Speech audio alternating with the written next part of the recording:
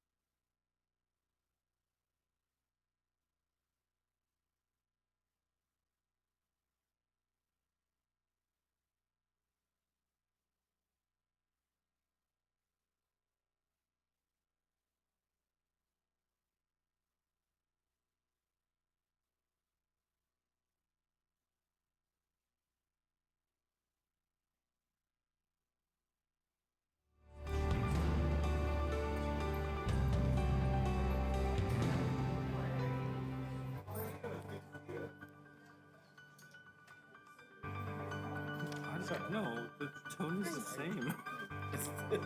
It's just one makes it seem more like a police officer tribute, and the other one looks more like a. Good morning. Thanks for being here, Devin.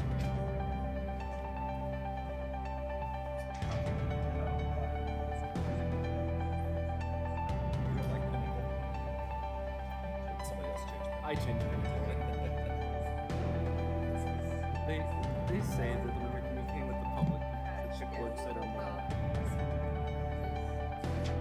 They're now pushing it. No, from 8? Yeah. And the reason being, data centers. Oh. Well, then maybe it's too bad. Yeah. No. Well, there's only one that I do for recognition. But Jackie from the desk is here. If you want to just call her out. Yep, Subali. But she goes by Jackie. Okay, is that how she wants to be recognized? Yeah. 'Cause I can. That's her government name. Okay. Okay. Okay. Oh my goodness. Okay. Thank Already you. as I can You go. how many years? 10, Steve? I hate to rush. I hate rushing.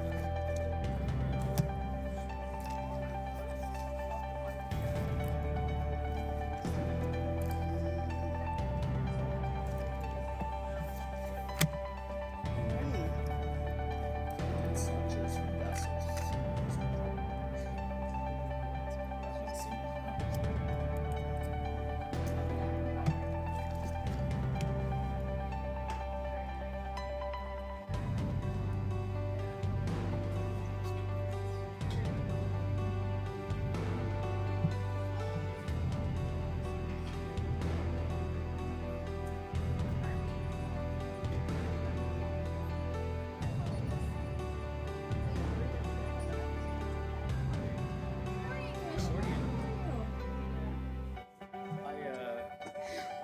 I talked about, well, not you directly, but we were talking about, so like every time we go towards to the being in the know what they're watching, they want to vilify the unhoused, those with mental health issues.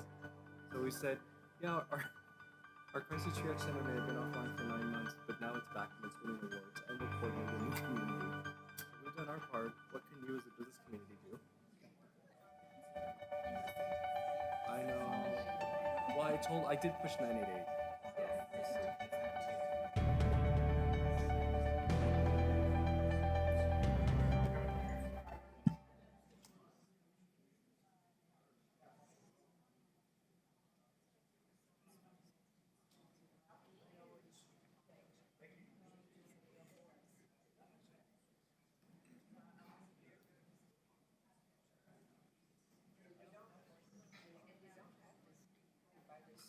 Scott. Otherwise, it looks like you're in distress and the security guards are going to come get you.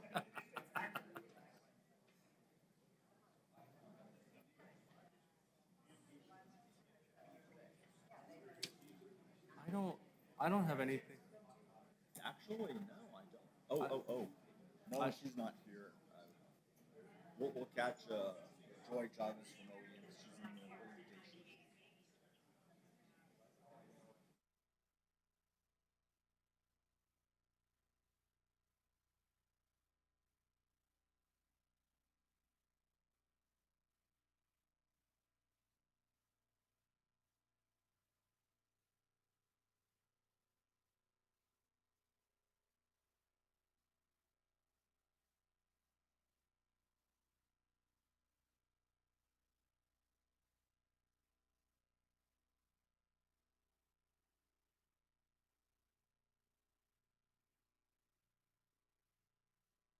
And we are here in the BOCC chambers, and I'm going to go ahead and call this meeting to order. First up, we do have our invocation by Diana Starbuck.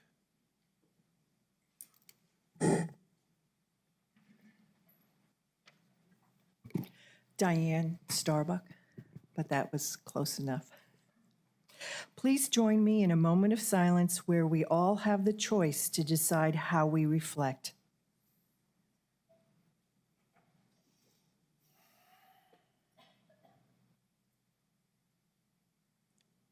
Thank you. Next up, we do have the Pledge of Allegiance. If you are able to stand, please join me. I pledge allegiance to the flag of the United States of America and to the republic for which it stands, one nation, under God, indivisible, with liberty and justice for all. Okay. Next up is the determination of quorum by roll call. Brandy? Commissioner Gameros? Here. Commissioner Reynolds? Here. If you do it slowly, you'll catch Commissioner Sanchez. We see Commissioner Sanchez Oh, walking beautiful. in right now. Intro music was on cue. Vice Chair Chaparro? She is on via WebEx. Commissioner Chapato, can you hear us?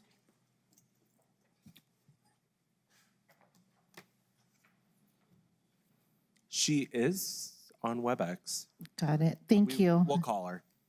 And Chair Sheldon Hernandez. I'm here. We do have quorum.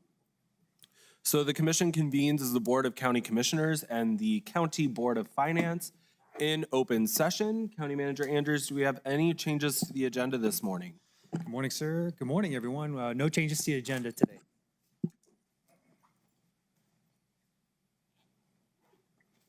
Okay, seeing none. At this time, I do want to take a moment to reflect on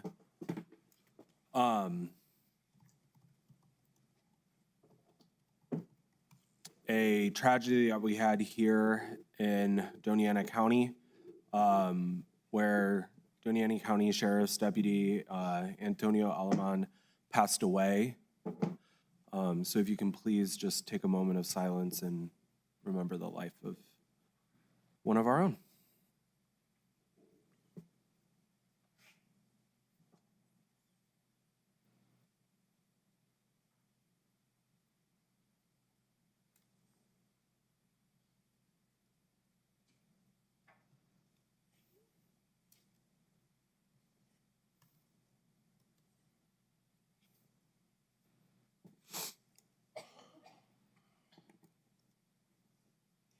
Thank you.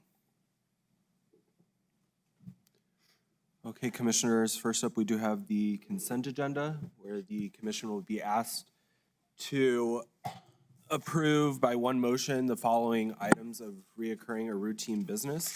And we do have items number 1 through 10 today on that consent agenda. This time we would entertain a motion. So moved. Second. We have a motion by Commissioner Reynolds and a second by Commissioner Chaparro, or Commissioner Gamados. I apologize. Any discussion? Okay, seeing none. Brandy, if you'll roll call us, please. Commissioner Gameros, Yes. Commissioner Reynolds, Yes. Commissioner Sanchez, Yes. Vice Chair Chaparro, Yes. There we go. Chair Sheldon Hernandez. Yes. Motion does carry. Brandy, if you'll go ahead with those resolution numbers, please. Item number 3, 2025-81. Item number 4, 2025-82. Item number 5, 2025-83. Item number 6, 2025-84. Item number 10, 2025-85. Wonderful. Thank you, Brandy. Next up, we do have our employee recognition portion of our agenda today. And we do have our Assistant County Manager, Macias, presenting, where the commission will recognize Doña County employees for their years of service to Doña County.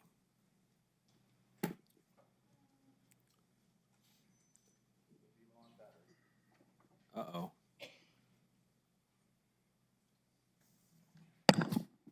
Okay, well, we may be low on battery. I did just want to recognize that we have two people here from the Sheriff's Office. With first, Jackie Villalobos with 10 years of service, and of course, Captain Sanchez with 20 years of service. So if you would please stand so we could recognize you.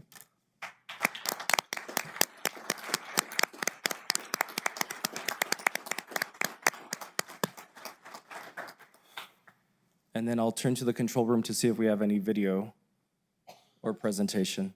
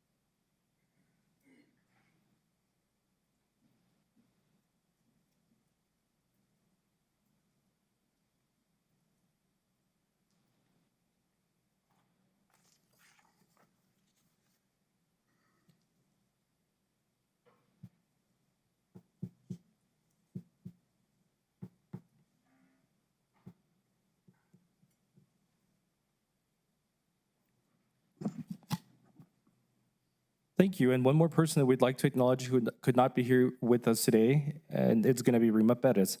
Although she could not be with us here today, we are thrilled to take a moment to celebrate someone who has been a rock in the Doña County government for the past 18 years, that being Rima Perez, as she will start her next chapter here as she continues and goes on to retirement. Let's take a moment to look back on Rima's amazing journey as reported by some of her colleagues.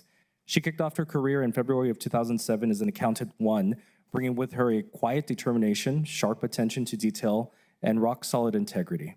It didn't take long for those qualities to shine. After 8 years of steady, outstanding service, Rima was promoted to Accountant 2 in May of 2015, which was a clear reflection of her growth, growing expertise and leadership in our financial operations. You fast forward to November of 2023, which for those of you that may remember is post-pandemic, and that's when she and the county faced one of the biggest transformations as we adopted the new Workday platform, or our financial system. While some might have been daunted by the challenge, Rima jumped in headfirst. As the Workday workstream lead, she brought structure, clarity, and calm in every step of the way, helping guide a smooth and successful rollout. Then came January of 28th of 2024, when Rima reached the height of her county career with the promotion to Accountant 3, which was a well-deserved recognition of nearly 2 decades of excellence, trust, and dedication. So today, though she's not with us here physically, we give her a huge round of applause and a heartfelt thanks for her 18 years of service to the county. Thank you, Rima.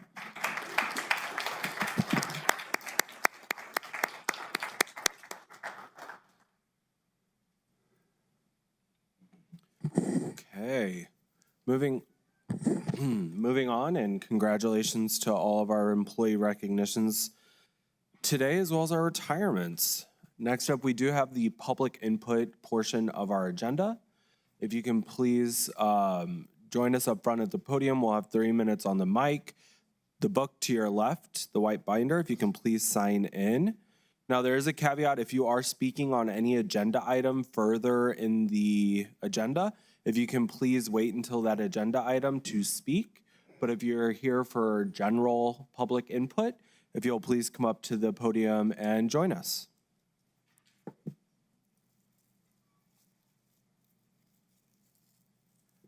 Well, that's a first. Okay. Moving on to commission. Are you speaking of general comment? Sure. Join us up front and please sign the book.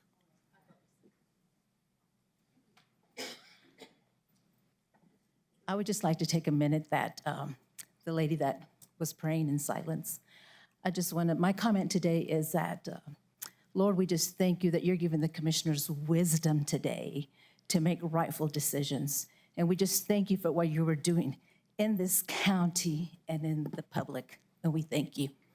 God bless.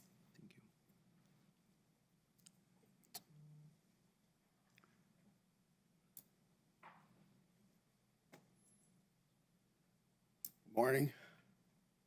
Name's Jim Hurst. I want to speak about separation of church and state. Hello, is this on? I want to speak about separation of church and state. Oklahoma just passed a declaration saying Christ is King. That is a clear violation of separation of church and state. And it's a cautionary tale to all that unless we protect separation of church and state, we will lose it. And if we lose separation of church and state, we lose religious freedom. The biggest threat to religious freedom is our government. Politicians have reason to separate us based on religion. We cannot allow them to do that. Thank you.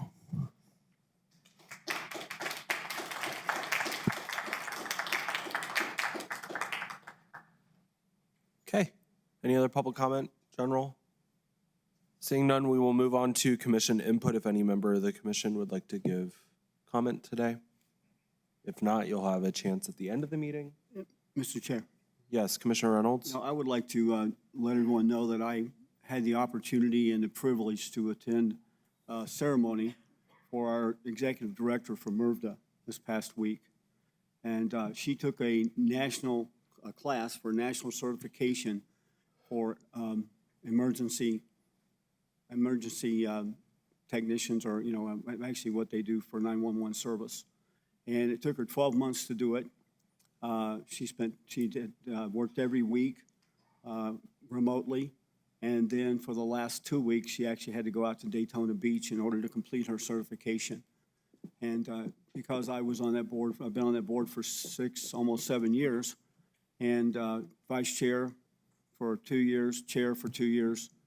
She asked that someone that had some experience and time working with that board to come out and represent the county on her behalf. and I was honored to do that, as she is now only one of two in the state that have the certification, and she's only one of 245 in the nation that actually have achieved the certification. The certification she's achieved actually makes her qualified to become an executive director of the 911 service any place in the United States, including New York City, Los Angeles, California, or pretty much anywhere. I think we are privileged to actually have her represent Jennifer Gorham. We should be proud to have her representing us in this county.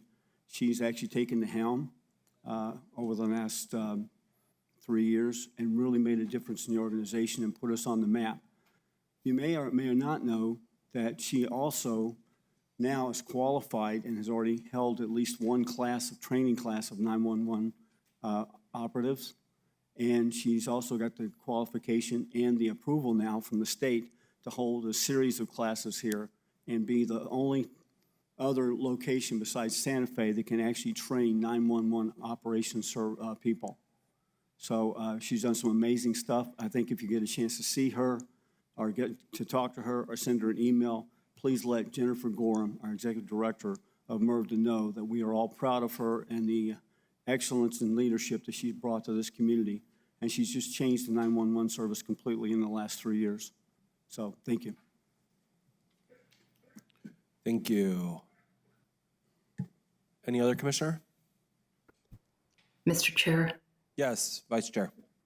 Thank you, Mr. Chairman. I just wanted to thank the people that reached out to me regarding Officer Aleman. His passing was a loss for the Sheriff's Department, a loss for this county, pero más importantemente una pérdida para su familia. Mi corazón y mis bendiciones están con su familia. What I've just said is that my blessings and my prayers are with the family. I know that a lot of his family is from Mexico, and I was very saddened, but I thank the sheriff and the deputies who called or took my call. I know it's hit the department very, very hard. So just wanted to recognize him once more. Y para la familia de nuevo, mis sentimientos están con ustedes. Thank you, Vice Chair. Okay, seeing none others, we'll move on to county elected official input. Whew. Is it the weather? I'm guessing it's the weather today. Moving on to staff input. Good morning, everyone. We will have 2 inputs today. We're going to kick off with Denise, our interim economic development director. There you are. I was looking for you. After that, we'll have an update from Jamie Michael from Health and Human Services. Good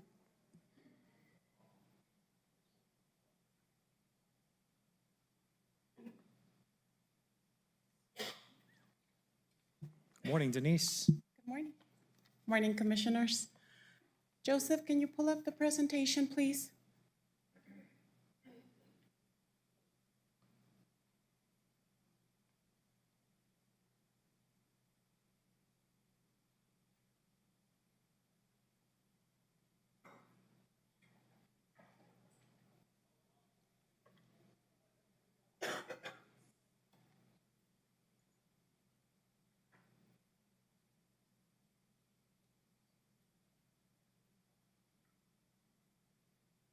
Thank you.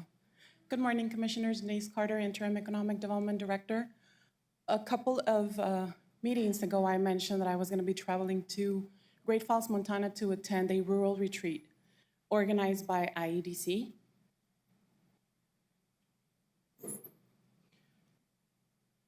So there was about 400 of us that attended that retreat from all over the US and Canada. We were very eager to learn what other rural communities were doing as far as economic development entails. The retreat incorporated interactive hands-on tours and workshops and provided tools and ideas on how do we foster resilient rural communities within our region. There were 2 full days. I chose to travel to Conrad, Montana and Choteau, Montana. On the first day, I went to this, they were calling it the Small Town Startup with Global Spark. And this was a tiny little town of less than 1,500 people. They took us to a family-owned soap business. And the family shared the story about how they got their business started. They were very aware that their economic development entity didn't necessarily have financial incentives that they could provide. So they bootstrapped the whole operation.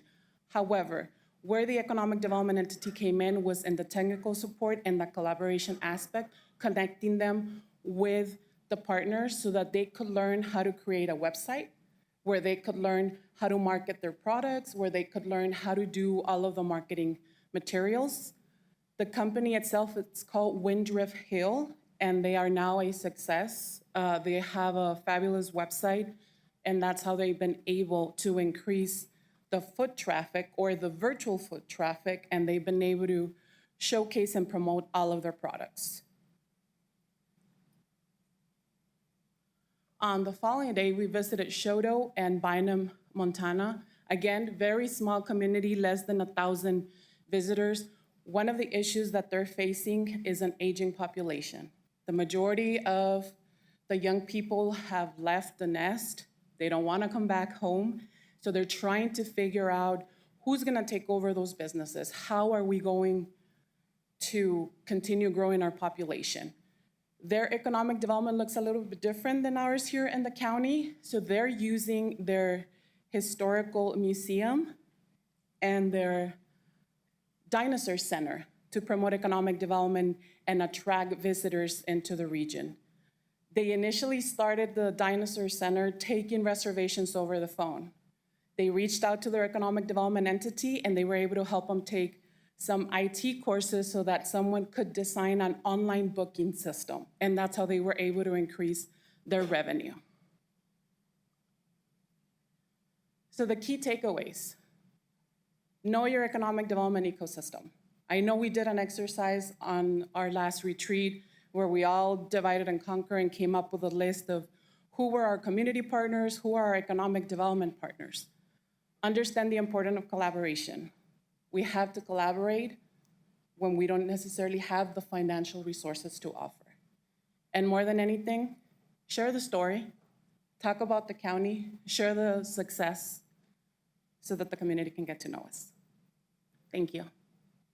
Thank you. Thank you for the presentation. I like that it was short and sweet. So I just have a quick question, and commissioners, please join in if you have any questions as well. How can we take what you learned, especially in the smaller rural areas, and implement it here in our county to help those in, you know, the little mercantile in La Mesa or the little store in Mesquite or anything like that? How can we implement something similar here in Doña? So one of the things that we're doing as far as Know Your Economic Development Ecosystem, there's an economic development roundtable coming up August 13. You all will be receiving the invitation so you can join us. Understanding the importance of collaboration. Again, we're all gonna be sitting at a round table so we can talk about projects and how do we support one another. Share the story, storytelling. We're gonna be taking a trip across the border, so now we're taking our message internationally. So I am gonna try and implement a lot of the things that I learned so that we can do that here at the county. Awesome, thank you. Commissioners, any other thoughts, questions? No? Mr. Chairman? Yes, Commissioner Sanchez. Just one, Ms. Carter, I appreciate the presentation, and I think even just the updates from the recent conferences you've had the chance to go through. I actually would love if, you know, where it makes sense, you know, for the commission, when we have other team members that go to conferences representing Doña County, to have maybe a short presentation, because I think it's, okay. I'd love to see how we can, as I think the chairman had said, it's like with Ms. Carter, how do we take what we learned from best practices and try to bring them into what we do as well? We start working on implementing our strategic plan, because I think it's, my hope is that let's take some, do some things that are different than we've done in the past. And I think going and being exposed and, like they said, seeing what other people are doing, is an excellent opportunity for us to learn and maybe try and figure out here. If it doesn't work, then we take the lessons learned and try again and do something slightly different. But I love the opportunity to be able to cross-pollinate, so to speak, with some of the other municipalities and or experts across the nation. So thank you so much for the presentation. Absolutely. And then also, just to kind of bounce off of what Commissioner Sanchez said, and because I wore my creative industry shirt the other day, I think that if we do get more funding or we choose to fund creative industries again, that would be a really great focus for them, would be to help small businesses in our rural communities learn how to storytell properly and maybe create something here that kind of takes their story and gets it into the network of like what's going on in that community, make it a day trip and go down south to Lamesa, go have lunch, go shopping, do all that kind of stuff. So that would be like a really great thing for creative industries to help with. So it's great you're mentioning that because we do have funding and we're starting phase 2 of creative industries. Perfect. And we are planning a lot of events. Also, the city of El Paso invited Doña County to be part of Startup Week this year. So we are planning an event September 26th. It's a Friday. Again, you all will receive the details, where we're bringing a lot of the regional partners to talk about the different programs and the different type of technical assistance that our entrepreneurs and small businesses can receive. Beautiful. Thank you. Thank you. And Mr. Chairman, I was going to say I think that's an excellent idea because I've just from personal experience, I think from other cities, other places we've been, I know there's, you call them social media influencers, whatever it may be, but I think as you get into those algorithms, I think there's been even places in El Paso that I wasn't even aware of. And when I go visit family, sometimes I'll go and stop and be like, oh, check this place out I wasn't aware of because, it was just happened to be highlighted on social media. And I think as the chairman is saying, I think it'd be awesome to be able to find a way in how we, whether that's us or we find other local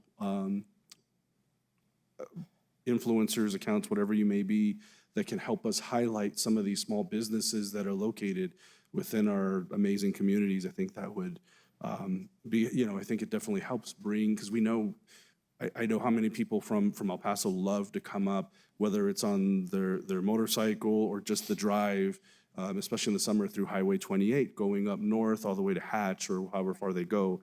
But if you highlight those things along the way, they will stop and they will go and see. And I think we see the thriving wineries, for example, that are along Highway 28. So I think those are the things that it'd be amazing to see how we can continue to help those small businesses here. So coupled with our second phase of creative industries, we are going to do the wayfinding. We are developing an online creative industries directory of all of our entrepreneurs and all of our small businesses that fall within the 13th sector of creative industries. So there is a lot of stuff in the works, and I will bring you in so that you learn, and I can also want to hear your ideas.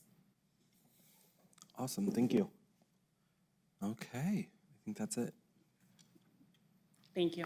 Thank you. Good morning, Commissioners. Doña County Health and Human Services Director Jamie Michael. I have two items to provide a brief update for you today. One is the pilot project that we did with contractors for youth activities, and I do have a presentation. So while they're pulling that presentation up, I will share my second update, which is next steps for the opioid settlement recommendations. As you remembered, several months ago, there was a work session with the city. You all received the recommendation for strategies and examples of activities related to each of those strategies. It seemed like everyone was in agreement to move forward. So from there, I sent you some communication that further narrowed those strategies and listed the populations that we're recommending focusing on and the setting to deliver these programs. So you received that information probably just over a month ago, and the next step is to bring a resolution to both city and county, city council and county commissioners for your consideration that outlines the recommendations, the setting, and the population so we can move forward with determining the actual scopes of work and activities for those opioid settlement funds. We will also be bringing some recommendations for what percent of funds to spend in the first 2 years, and be able to answer questions about the trust that you all discussed as well. So between now and August 26th, if you have any questions, please let me know, and I'm happy to visit with you, but we intend on bringing that resolution to you all for your second meeting in August. And now I'd like to share with you some highlights from the first year of the contracts with 4 different entities. We spent, in last fiscal year, we spent just under $380,000. We provided services. Initially, we were in 6 community resource centers, but we did have a difficult time in La Mesa recruiting young people. So the solution this year is to come into that area. But what I have for you is some photos to show what went on during the past year with different contractors. So you can see they did a lot of fun activities last summer and this summer with water. It's a good way to stay cool in the summer. It's very nice in Chaparral because there's the park area around the community center, so it helps. One of the other most popular activities, especially in Chaparral, was the after-school tutoring and snacks. So kids would come directly from school.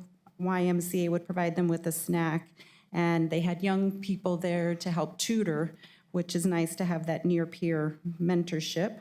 Again, nice playground areas, other types of physical activities to get the kids up and moving.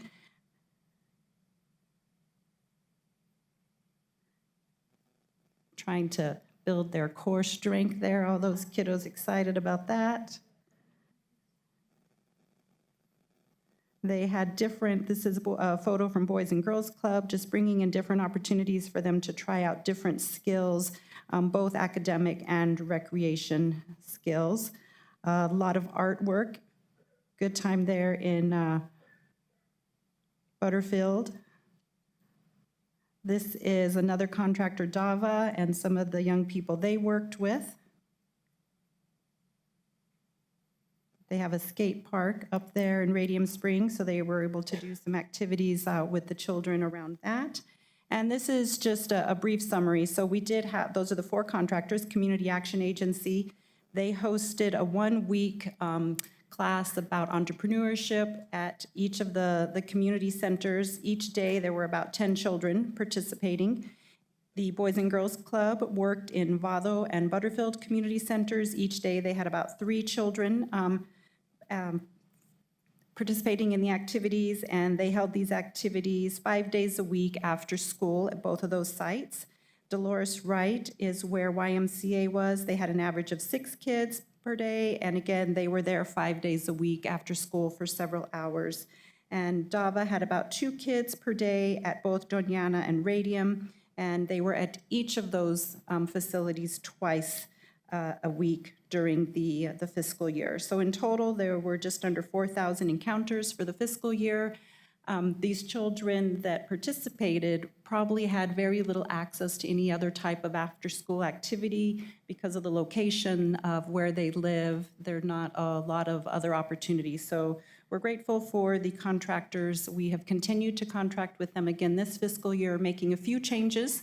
We had a workshop with them and talked about strengths and weaknesses and trying to remove some of the barriers and help them just continue to be a positive resource in each of these communities. We also have staff at each of these community centers that are doing a lot of activities over the summer, including summer meals. So next meeting, I will provide you with an update and some examples of what the HHS employees did in conjunction with the summer lunches. Thank you. Awesome, thank you. Any comments or questions, commissioners? Seeing none? Chair, Yes. I have one question. Commissioner. I don't know if all the audience recognized that one picture where the kids were planking. Did everybody recognize that? Do you know that most people can't plank for like 30 seconds? So I recommend you all go home and try it today. Good luck. Aw. Thank you. Thanks, Jamie. That's all we have for staff input today, sir. Wonderful, thank you. Moving on to commission-appointed board report backs. Commissioners, any report backs? I'll go first really quick. We did have our South Central Solid Waste Authority meeting. It was our first board meeting with our new executive director. It was short and sweet, but it was really good. It's good to have him in position now. So I'm really excited for that and what's to come and his ideas and goals. And we were asking a lot of questions. He was learning off of our questions, which was really nice. So that's my board report back for South Central Solid Waste Authority. Mr. Chairman? Yes, Might Commissioner. did you want, oh. No, go ahead. I did want to piggyback on the South Central Solid Waste Authority. One thing that was exciting that I wanted to highlight is the Solid Waste Authority was a recipient of was it $9 or $10 million? $9 million grant from the Colonias Infrastructure Fund that'll be used for the Holman transfer station that's in process at the moment. It's going to be out on the East Mesa. And so this will help along with going on to the next steps of construction. I believe the design is done and complete, and I think they're continuing to work through all of the processes before they begin construction. So I'm excited as that will bring another facility that will help the residents here in Doña County to be able to hopefully have more options for disposing of waste and having more options across the county. So, but I think it was exciting that we were able to get that grant award. Commissioners? Yeah, Commissioners. Chair, I also wanted to follow up with a meeting to say that tomorrow morning we have a MRVDA meeting at 9 o'clock in the building right next door, and it is open to the public if anybody's interested.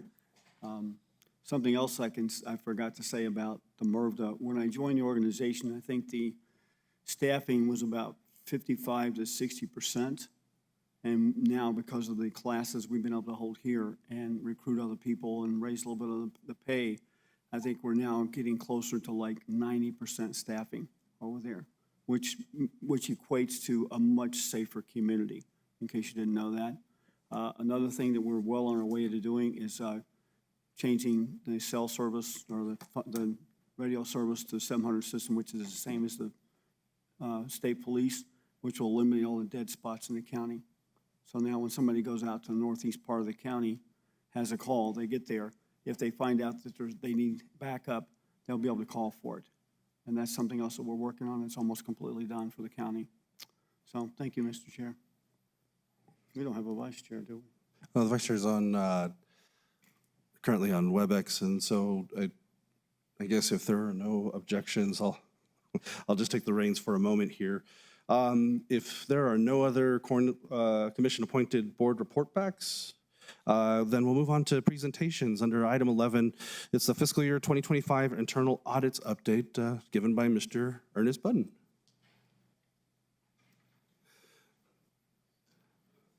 Good morning, Mr. Budden. Good morning, County Commissioners. Ernest Budden, Internal Audits. And so this is the annual presentation, just to kind of give the Board of County Commissioners feel the pulse of what's happened for the last fiscal year and what's coming up for the next fiscal year, and any trends or anything I'd like to highlight that I would like the board to be aware of. So what I'll go over is I'll briefly mention the different departments or audits that I've conducted over the past fiscal year. And after that, I'll go into some details about the findings as well as some recommendations.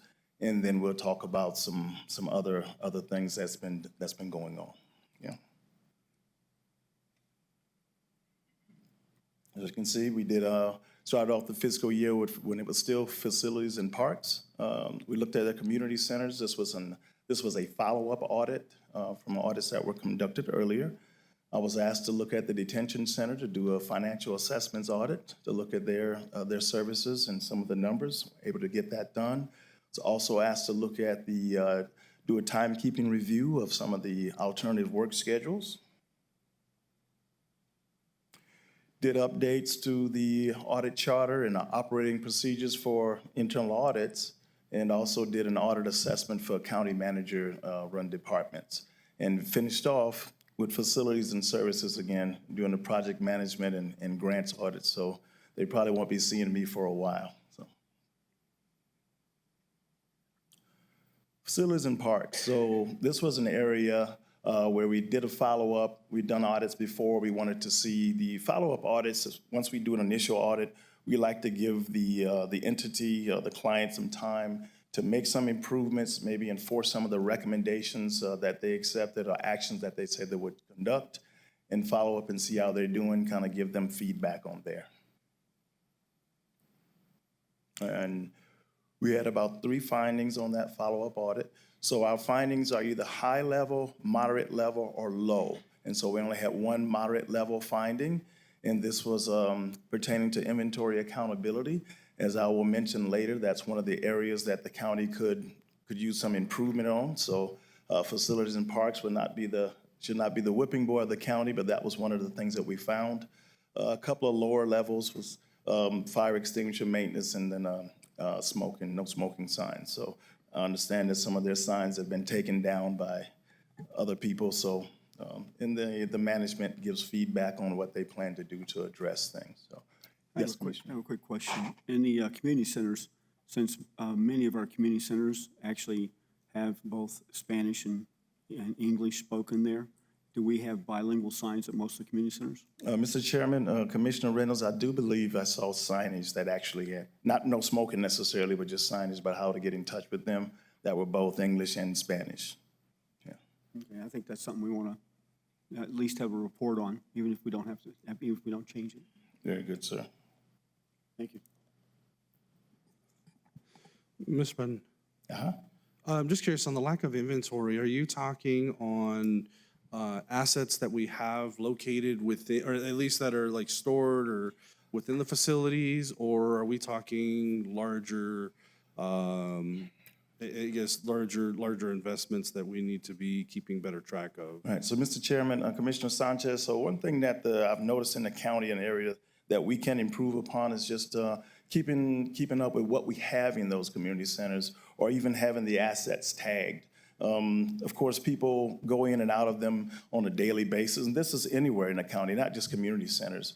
And so they kind of take those things for granted, but here I am, and I check the letter of the law and say, hey, that should have a tag on it. This fixed asset list should be turned into the fixed assets accountant, so they have an accountability. So it's some of the things that I kind of asked them to sharpen up on. And of course, we have standards for that. And so we asked them to take a look at that and better enforce. But they know what they have. So it's not like, oh, we're missing a truck. We had no idea. So it's nothing like that. Okay, thank you. Are we really missing a truck? No, we're not missing the truck. Bad example. We're not missing the truck. You might want to lower, back it down, maybe a computer or a chair or something like that. Very good, sir. Very good. Thank you. Other thing I was asked to look at was doing a financial assessment with the detention center. So one of the things that the detention center, the staff, they let me know, and they work very well with the staff. I didn't get grief from the staff of any of the audits that I've conducted. They were sure to let me know that, look, we are a revenue producing department, but not a profit producing department. And that made sense. So when I looked at this department, we were looking to see how we could narrow the gap, anything that we could do to narrow the gap between our expenditures and the revenues that were coming in.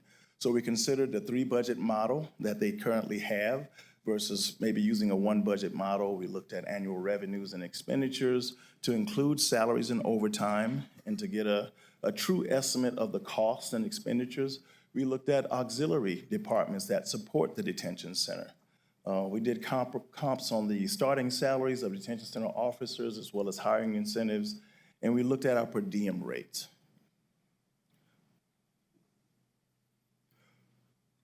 And so we had a couple of areas here we looked at. Moderate level findings, no high level findings. We looked at the cost versus the per diem rates, what we're charging to have to house and feed the the detainees on a daily basis. And this was something that management said they would go back and take a look at and see where we have room to improve, how do we compare to other counties, for example, and if this is something that we could actually take steps without losing the clientele.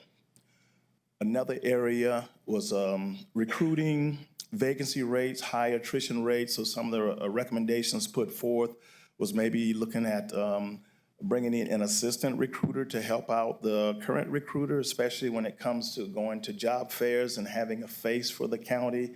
We looked at attrition rates. Do we have any incentives for hiring incentives that we offer? And they do. And just getting the word out, working more with their human resources counterpart to get the word out more. Grant administrations, I asked management to consider, is it worth having a grant administrator, perhaps to cover some of the maintenance costs of the facilities? Maybe that was something they could weigh the cost benefits of, as well as, and we looked at contractor payout reconciliations to make sure we were dotting our I's and crossing our T's. I have a question. Mr. Chairman, Commissioner Reynolds.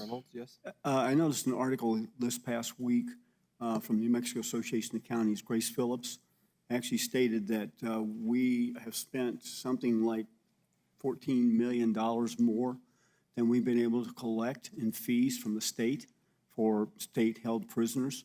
It said that even though we had spent, I think it's 14 million, maybe 23 million, that we'd only collected like less than 10% of that. Is this something that we are experiencing here, and what are we doing about it?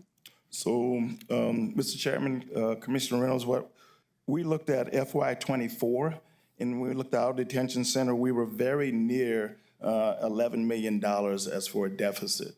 And so the things we were looking at was our per diem rates, how are they comparing to other counties as for, are we charging the right rates? What our contract state is when we can ask for a little more. And so this was something that management, committed to taking a look at and doing a deep dive into to see if we kind of lower that deficit. And I'm not sure if I addressed your question. So are we in fact in deficit with the state prisoners that we're holding, and how much is that deficit? So the particulars of that would take me a little time. I do have some particulars in the report. That one in particular, I don't have right offhand, but I will be getting those reports posted, and I can get back to you on that one. I think it would be good for you to come to the board with a recommendation on what we can do in order to close that gap and reduce our risk there. If you can help us with that, I appreciate it. Very good, sir. Thank you. Mr. Chairman. Yes, Commissioner Sanchez. I'm just curious, and I don't want to necessarily, I understand where Commissioner Reynolds is coming from, but I don't know that it's necessarily the role of the auditor to provide resolution. I think there could be recommendations to maybe look at certain areas, but I think it really falls upon the department and county management to bring forth those recommendations. I mean, I think that's just in terms of auditing, I at least I could be wrong, Mr. Budden, but correct me if I'm wrong, but the way that I've always understood when I've performed audits myself, I can give recommendations, but I can't tell an organization, a department, or anything like that how they should correct the issue. So, Mr. Other than the standard they need to meet. Right. Mr. Chairman and Commissioner Sanchez, so yes, I do give recommendations as for, hey, this is something that management I would ask you to consider. I would recommend you take a look at this, but it does come down to management to see if, lack of better terminology, if the juice is worth the squeeze. And they'll make the determination, or they may take my recommendation, or they may say, you know what, we're gonna go a different direction and do something else to address the issue. So it is up to management ultimately. Thank you. I could see Commissioner Reynolds looking at me. We made eye contact, so I'm on it. Thank you. No, and like I said, I just think I wanted to make that distinction only because like I said, I think it's the role of the auditor is always to identify, they're looking to see if we're meeting the standard or not. If we're not, then we recommend potential, ways to meet that. Then, of course, then there can be a re-audit or review to see when you go in. I don't know, will you review these after to see what corrective actions were put in place? So, Mr. Chairman, Commissioner Sanchez, yes, there's a follow-up audit. We give the client at least 3 months, and depending on how busy I am at the time, we do a follow-up on them and say, hey, how are we doing on those particular findings, especially moderate level or high level findings? Low level, we'll just talk to them, say, hey, what have you done? Moderate, high, I can do some limited testing to say, hey, what have you done? Okay, well, let me see your documentation. Let's take a look at that and see what's going on. And then the county manager, of course, is made aware of my audit reports. And, yeah. Okay, thank you.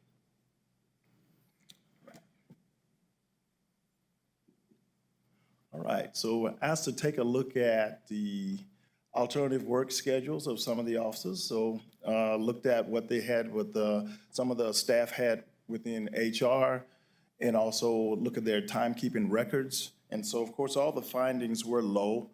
We were asking the different departments, when I talked to the leadership of the different departments, direct supervision of some of these in staff, we're asking to either go back and actually make sure that they're adhering to the schedule or update their alternative work schedules. And most of the feedback was positive.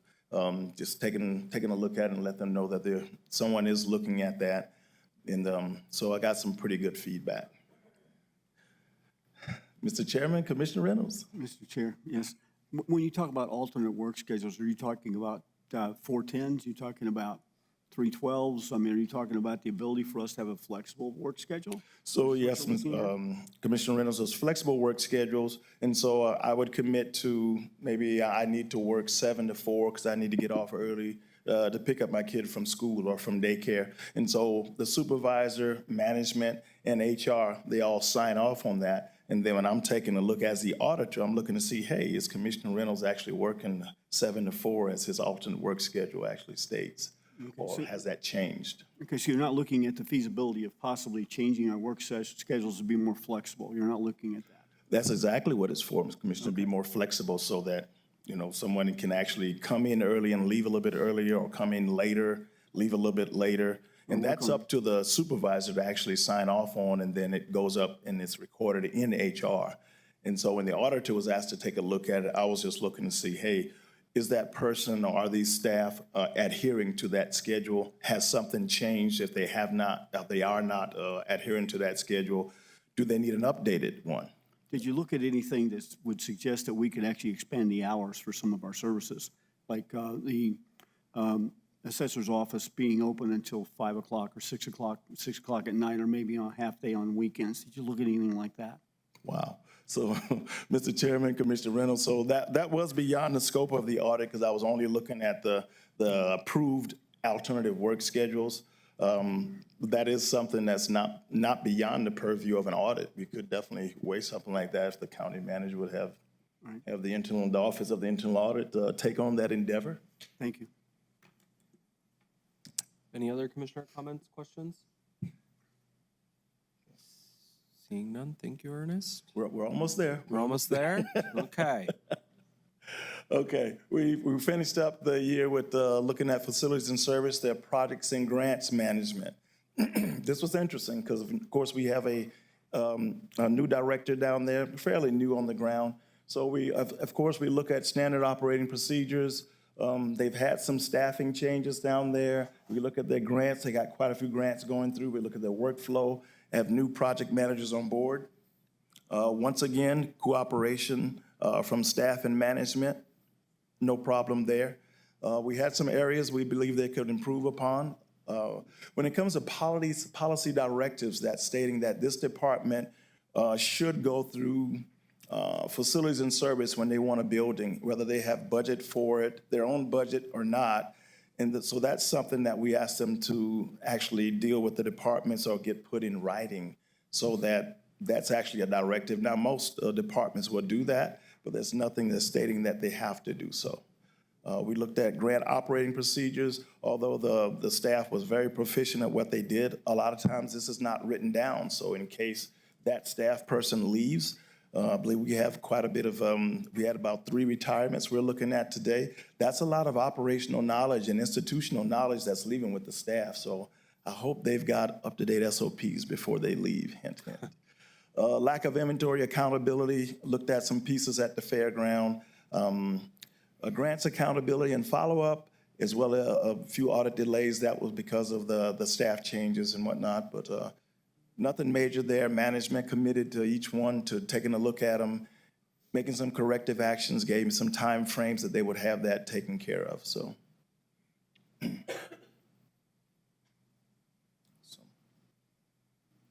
Okay, some things I did within the department. We updated the internal audit charter, and since I'm always getting, talking to people about their SOPs, the Internal Audit Advisory Committee talked to me about my SOPs, so I had to update mine as well. And also, we did a multi-year audit plan, so we will know what departments are having an audit when. We can give them a heads up, and we did that assessment based on the feedback that I got from the individual departments. And also, your internal auditor is going to take on the take a break from school, from the doctorate degree, and start studying so I could get ready for certified fraud examination. That's coming up a lot. I noticed in training, and so it's something I'd like to specialize a little bit more in that area and become a little bit more knowledgeable in. Trends, items of note, no pushbacks from the departments. We have a full internal audit activity committee.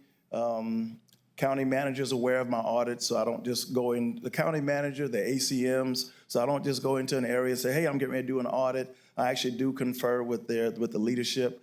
Areas of improvement, standard operating procedures, we have the knowledge, we need to chronicle it and keep those SOPs updated just for the next people that are coming in to stem that learning curve. When it comes to inventory accountability, make sure we're getting that turned in by the deadline date. I think it's the end of June, and mid-July at the latest, so that the people up here, the fixed assets accountant has that as well. When it came to Workday, people knew their jobs. They had gone through the learning curves. What I hear most when it comes to Workday is I don't know all the bells and whistles that it can do. So it's functionality training that people have desired, but they actually do know how to do their jobs on it. They become proficient with that.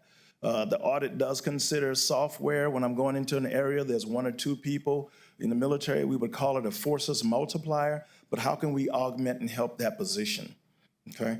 And we're also looking at asking them to write down their key performance indicators, and that would help me also when I'm coming in to see, hey, what standards are you judging by?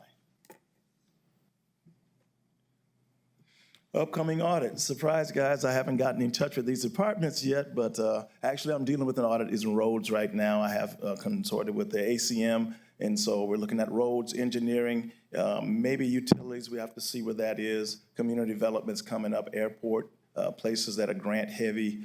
And we are looking at doing our follow-up after a few months with facilities and services in the certification I mentioned. And at this time, since we're keeping it short, Mr. Chairman, I'll stand for the questions. Thank you. Commissioners, any follow-up questions? Ernest, I just want to thank you. You walk a very fine line of being easy to get along with, very involved and social with the team, but also holding people accountable. So really appreciate all your hard work and great job today. Thank you, sir. Okay. Next up, we do have item number 12, which is a presentation from Rodney Crane from MGT. Welcome, sir. Good morning. I'm hoping my presentation is there loaded.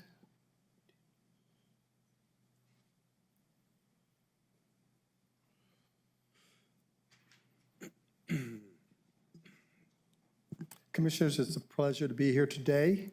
As mentioned, my name is Rodney Crane. I represent MGT Consulting, and we are partnering with the county on the review and revision of your human resources policies and procedures, as well as a few other deliverables. And as we begin, I'd like to note, certainly you can ask questions during the presentation, or we will also have time at the end.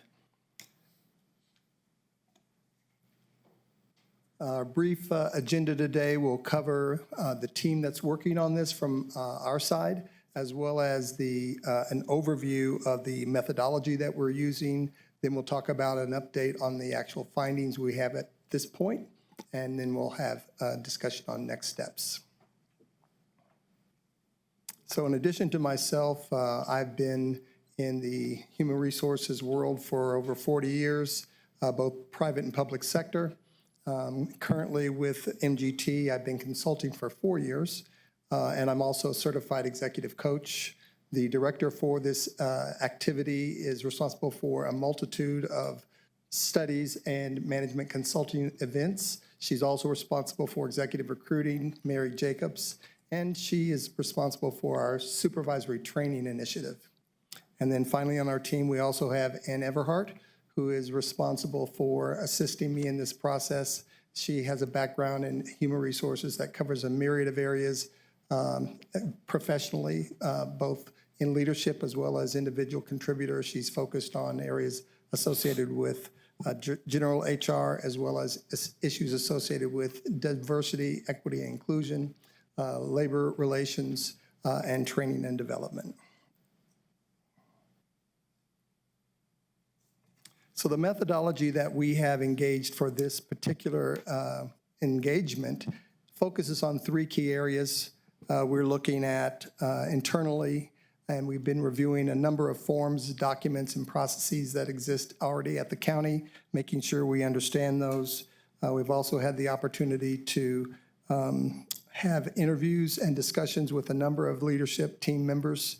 We did an online survey that was sent out to the entire leadership team, and then we also have had individual interviews with a number of the leaders as well, trying to gather as much information as possible on things that they feel are going well and things that need to be focused on.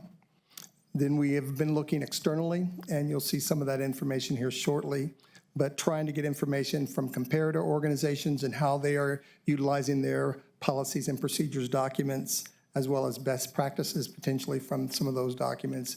And then finally looking at the opportunity for what's existing in the marketplace and making sure, of course, that we are covering all the legal aspects associated with the policies document itself. As we look at the key findings, the first thing here is identifying the research that we've done associated, excuse me, with some comparator organizations.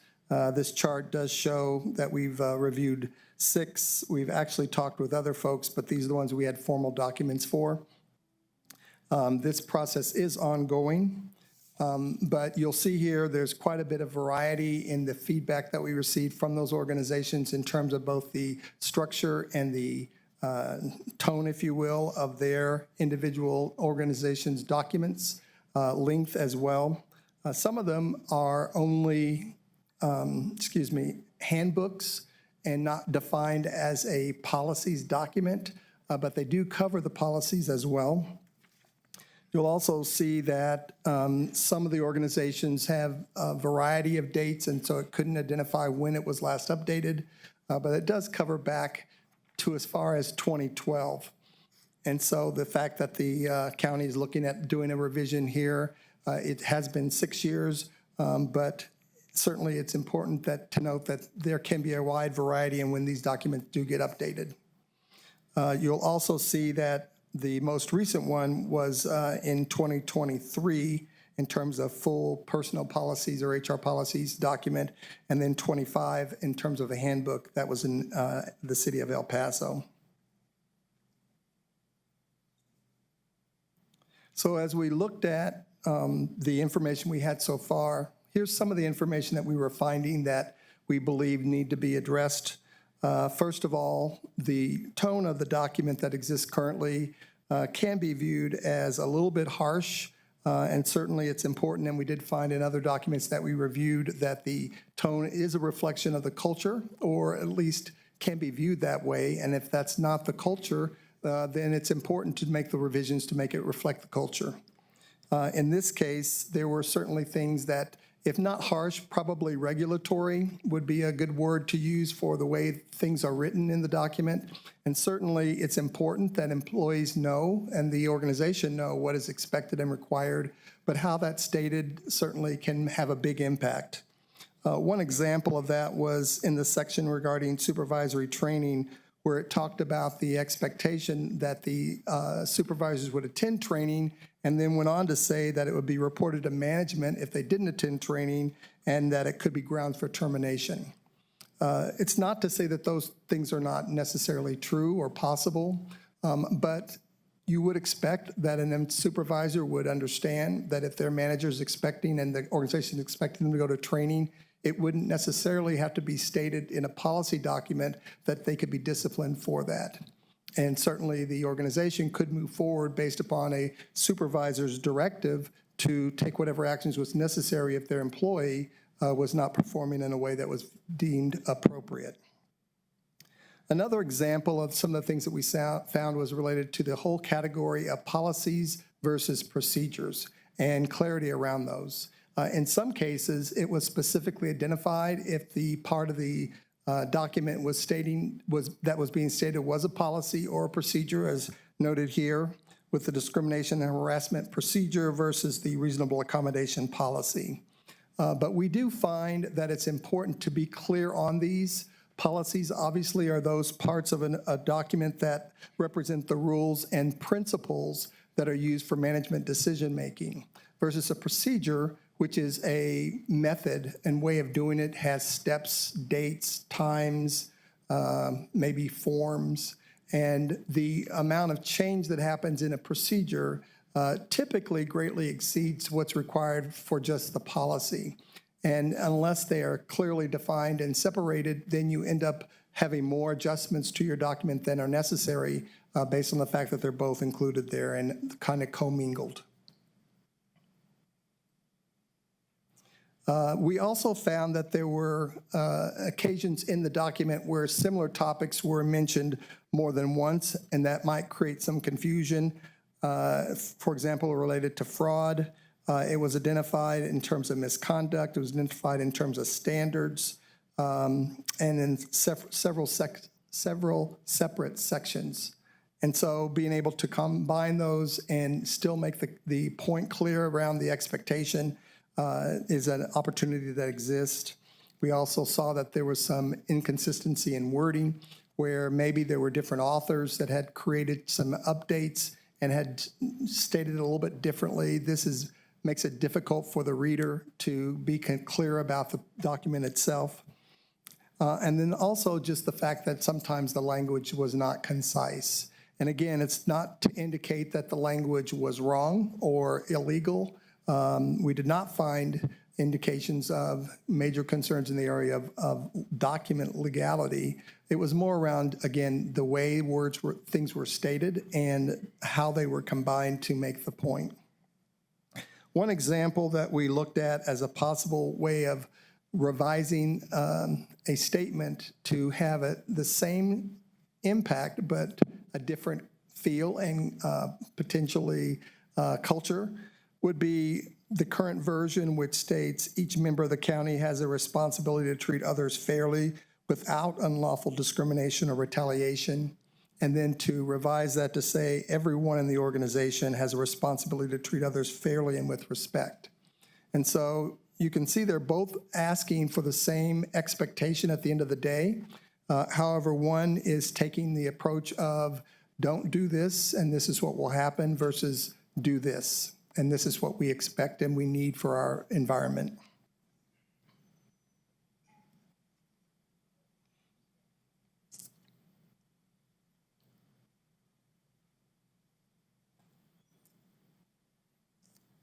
Some reason the slide is not advancing. Thank you. And one more, please.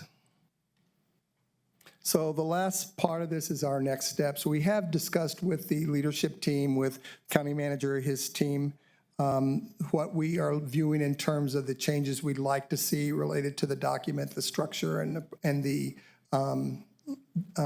phrasing. We do believe that it would be a positive move forward to look at having the document more flexible, the sections identified individually and available online so that when updates are needed, they can be done more efficiently. We also do believe that a statement that kind of confirms the county's expectation around behaviors to establish the cultural expectations is something that could be easily identified and added. Many of the documents that we saw, as well as the one for your county, have an introductory statement. I think the one for yours is called general provisions, but something that says introduction or overview and really makes it clear how the employees will be viewed and the organization views employees' interactions and requirements is one that could be easily added to the document to help establish that and set the framework for that expectation going forward. As you see from this next steps, we're going to be doing some additional revisions. We'll be finalizing the document. Once it is finalized and has been approved, then we will be moving forward to assist the county in the communication and training for the changes that have been made. And that is our last slide. If you have any questions, I'd be happy to take them at this point. Thank you. Commissioners, questions, comments? Can you go back to the schedule slide really quick, just so that it's up there for us? Thank you. Anything, commissioners? Oh, Yes, I would like to say something. please do. Mr. Kane, I think you've done an excellent job of reviewing these documents and putting together a presentation that pretty much summarizes where we are and gives us a good idea where we need to go. So Thank I you. enjoyed your presentation very much. Thank you. Appreciate it. Thank you. I would like to say thank you for putting this together as well. Thanks for giving that, 30,000 foot overview of what you already see within the documents. So I think this is a really good start, and I'm excited to see where we end up in September. Thank you. Appreciate it. Yes. Okay, thank you, sir.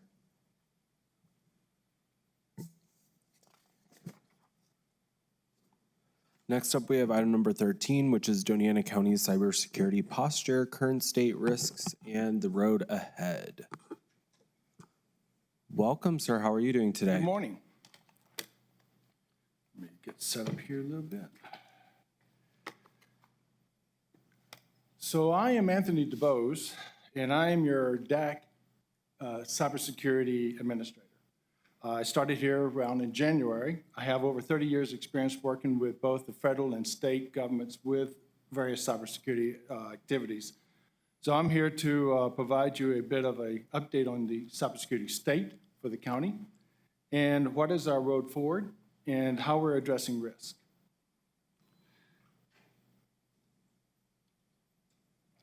So a little bit about the team. We are a team of one. So I'm it.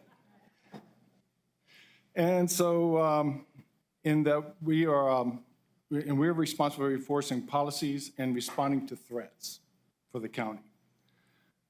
Our mission is simple. It's to safeguard the county's information assets by managing risk, threats, and compliance. Even though it's a simple task of a mission, it is very onerous. It's very hard to do. There's a lot going on. Our landscape is constantly changing. So we're really working hard to keep ahead of the game. And I will talk to you about that a little bit as well. So I report to the director, which is my boss here, Kent. And we work together, very close together, to make sure that we are doing everything we can to protect the county. So here are some of the primary responsibilities we have. Our team is responsible for governance, risk, and compliance, for security operations and monitoring, incident response and threat management, and EPA inquiries and internal investigations. We have been doing a really good job right now of managing the EPA inquiries because before I came aboard, there was a few challenges. So we've been trying to address those as well. The other things we're responsible for is we're responsible for the security architecture and technical controls for the county. Awareness training and culture change, addressing culture changes, project leadership and strategic planning, and continuous improvement in intelligence. So the team goals that we have, they align very close to what the county alignment is, as you can see in this chart. We are really trying our best to make sure that we advance threat resilience, transparency, asset protection, infrastructure security, and digital literacy to support the county's mission. So with that in mind, let's see what we've done so far this year. Our IT goals and team initiatives have been the ones that you see here. I'm avoiding to try to read all these slides because there's a lot of content here that I've put together, and this is only half of what I wanted to put there. So bear with us. So here we have the initiatives for the broader IT goals by strengthening the security, protecting infrastructure, securing data transmissions, and enabling AI-driven information transformation. And we'll be talking about AI quite a bit as well, because that's near and dear to my heart, something that I'm concerned with. So our major accomplishments for this year have been, one is establishing a framework. Now, a framework is something that's really pushed by the federal government as well as state. What it is a framework of considering all the different components of your environment and trying to put it together into a constant, continuous, repeatable process. So what we have here is we have established a formal countywide cybersecurity framework to unify and strengthen our overall defense posture. By integrating key security tools, we've improved coordination, protection, and our ability to respond to emerging threats. And that's ongoing as well. The other thing we've done is we've strengthened our email security posture, streamlined the processing of public records requests, IPRAs, and improved our day-to-day operations by boosting both protection and efficiency across county departments. In modernization, what we've done is we've updated county security policies to meet all governing standards, improving compliance, and reducing risk. The process now includes clear accountability, covers new challenges like cloud security, removable storage, AI, and data handling and internal threats. Now, why that matters to us is the fact that we have all these efforts going on, and they're constantly changing, and they're constantly causing us to have to redirect our efforts to protect us. And so what we're doing with that is we have these risks and challenges that are following that. The transition of reactive to proactive is one of the key factors that we're looking at to try to address this, because so many organizations that right now are really having to struggle with AI and reacting to it. They're not being able to be proactive whatsoever. They can't move fast enough. And so that's one thing we're trying to address. We also are experiencing key cybersecurity skill gaps. And our limited staff capability as the responsibilities expand beyond IT, because in the past, IT security was just simply worrying about systems. It's now the culture, it's the behavior of your users, it's everything. It's a never-ending work task. So that's the other thing here. And legacy behaviors and outdated systems continue to pose obstacles for us as well, as does an evolving regulatory landscape. The landscape has changed so much, even from last year, that's creating challenges for us. Now, for the team performance, we have our team has delivered results for FY25 so far, improving security, response, and support across the county. We've managed over 80 EPRA requests and 300 security-related tickets just this year alone since I've been here, and more coming. And that's okay, because the more we have, the better we can ensure we're protecting the system. A lot of those requests for security is to protect by opening up ports, closing ports, opening up URLs, closing URLs, blocking emails, opening up emails, and it's ongoing. I actually see well over 1,000 attempted scans an hour just on our sites, because there's that much going on at this time. So now we have the strengths, weaknesses, opportunities, and threat analysis. Now that is where we have a strong framework, which is good, layered defense, and committed leadership, most important. And the weaknesses are the limited staffing, outdated technology, and AI USB control gaps. That's something we're having to work on, because we have a lot of issues there that we're having to deal with. Opportunities for improvement is expanding awareness, growing our partnerships, and aligning ourselves with AI governance. And at the same, one of the things about the growing partnership I wanted to mention is we have a partnership with InfraGuard, that's the FBI. CISA is also one of our partners. But we're also trying to open it up to us, the community, try to become more of a collaborative partner with the community, especially with like senior citizens, things of that nature, to help collaborate with them, to help them understand the cyber threats that they're facing. Now, improvement plan is simply this. We plan to have, to address key gaps by growing, growing staff expertise, expanding the team, improving threat intelligence and partnerships, and modernizing our systems, focusing on securing AI usage, resilience, and proactive risk management. Along with that, we really are wanting to try to expand the experience of the end users, to grow their expertise, because every single person in this room and watching this presentation need to be aware of, you have to become your own cybersecurity resource nowadays, because it's so dynamic that you're going to have to protect yourself as well. So future goals. The future goals we have are focusing on the Security Awareness Program, GRC Framework, and Security Posture. So let's talk about the first one, Develop Security Awareness Program. Right now we're using WISER, and it's been used quite a bit to help us to communicate and to help people understand what are the security threats that are out there. Well, the plan is to expand that. So you're going to get a lot more of those coming, where you're going to get these little tests in your emails, testing your skill set and seeing if you can recognize the various email threats. Also, we're working on the fact that we're going to try to do deep fake threat testing as well, to help educate people how deep fake can be impacted on them as well.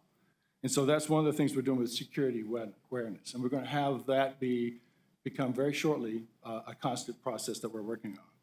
The next thing we're working on is the GRC framework. That's something that's the Government Risk Compliance Framework. It's really important. It's something that's established by the federal government. It's being used by almost any agency that's doing anything with compliance and governance. And it's a very useful methodology to use to protect your systems. It highlights the ability to support cybersecurity goals by defining clear roles, strengthening your process, also making sure that you're doing the same thing that everybody else is doing within what you're involved with, and making sure your regulatory processes are compliant. The other thing we're doing is improving cybersecurity posture. Here is where we we're addressing network devices and enhancing threat detection and response capabilities, and aligning security practices in national frameworks, ensuring more resilient, risk-informed, AI-ready environment. There's a lot of stuff coming out of the federal government as well for AI, and we're trying to make sure we're compliant with that as well. So with that to say, we have a cybersecurity milestone roadmap. It doesn't have any dates on it yet, because we're still working on the process. But these are the key steps that we're putting in place right now as we speak, and have been already starting. And this is how we're trying to get there. We're looking at something as cybersecurity governance, conducting current state assessment. That's what we're going to be doing shortly here. And then defining requirements and regulatory landscape, develop risk and compliance architecture, standardize security policy and procedures, design and launch security awareness programs, and strengthen security operations infrastructure, enhance incident response and threat intelligence, measure and optimize the performance and just like was being said earlier, KPIs. We're going to become really heavy in KPIs, making sure that we are meeting our standards and our needs. And then conduct a governance review and strategic planning with the board. Okay, well, that's it. Any questions? Remember, we only have a few minutes. No, just kidding. Commissioners, any questions or comments? Yes. Mr. Chair, I'd like to make a comment. You know, I'm very proud of what our IT organization has been able to accomplish in the roughly 7 years I've been here. We've had challenges, and we've had attacks, and we've had people try to get into our organization, and I think that our IT department has set up a pretty darn good defense to protect us, and we've been very both fortunate that we have qualified staff to do this and technology to help us prevent it. We've also been very blessed to make sure that everybody in the organization, as you pointed out, that every individual in this county is responsible for IT security. Yes, sir. And make sure that they don't open their personal email on a county internet port and then, open something that's going to corrupt everybody. because just one of the challenges that we have, and I think one of our biggest risks is the fact that we actually mix personal activity, i.e. I go out onto Google, I might search something on Google, and county activity on the same network. And of course, I've been a proponent of separating those networks myself, forever. However, our staff has done such a great job, but everybody in the county needs to remember, and I applaud them for what we've done so far, to remember that it's each of us' responsibility to watch what we do, make sure we don't open links that we're not aware of, we're not sure of, to help us to protect our network from everyone. Okay? Yes, sir. Thank you, Anthony, for a great presentation, and I appreciate what the staff does. Thank you, sir. It's paramount to the safety and security of our county. Yes, sir. Thank you. Thank you. Okay. Any other comments or questions, commissioners? Seeing none. Thank you, sir. Thank you.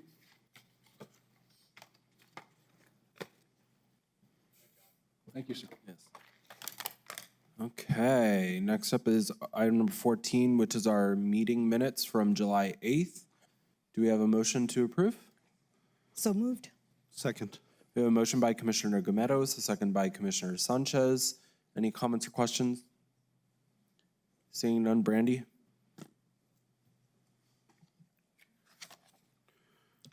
Commissioner Gometos? Yes. Commissioner Reynolds? Yes. Commissioner Sanchez? Yes. Vice Chair Chaparro? Yes. Chair Shalja Hernandez. Yes, motion carries. Minutes are approved.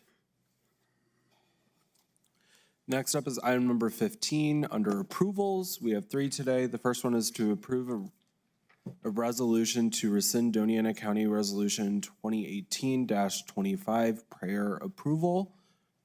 Commissioners, do we have a motion? Thank you, sir. We'll get to public comment in a moment. Okay? Do we have a motion, commissioners? So moved. Second. Okay, we have a motion by Commissioner Gometos. We have a second by Commissioner Reynolds. Commissioner Reynolds. Thank you, Mr. Chair. I'm going to go ahead and read the item that talks about the executive summary for this.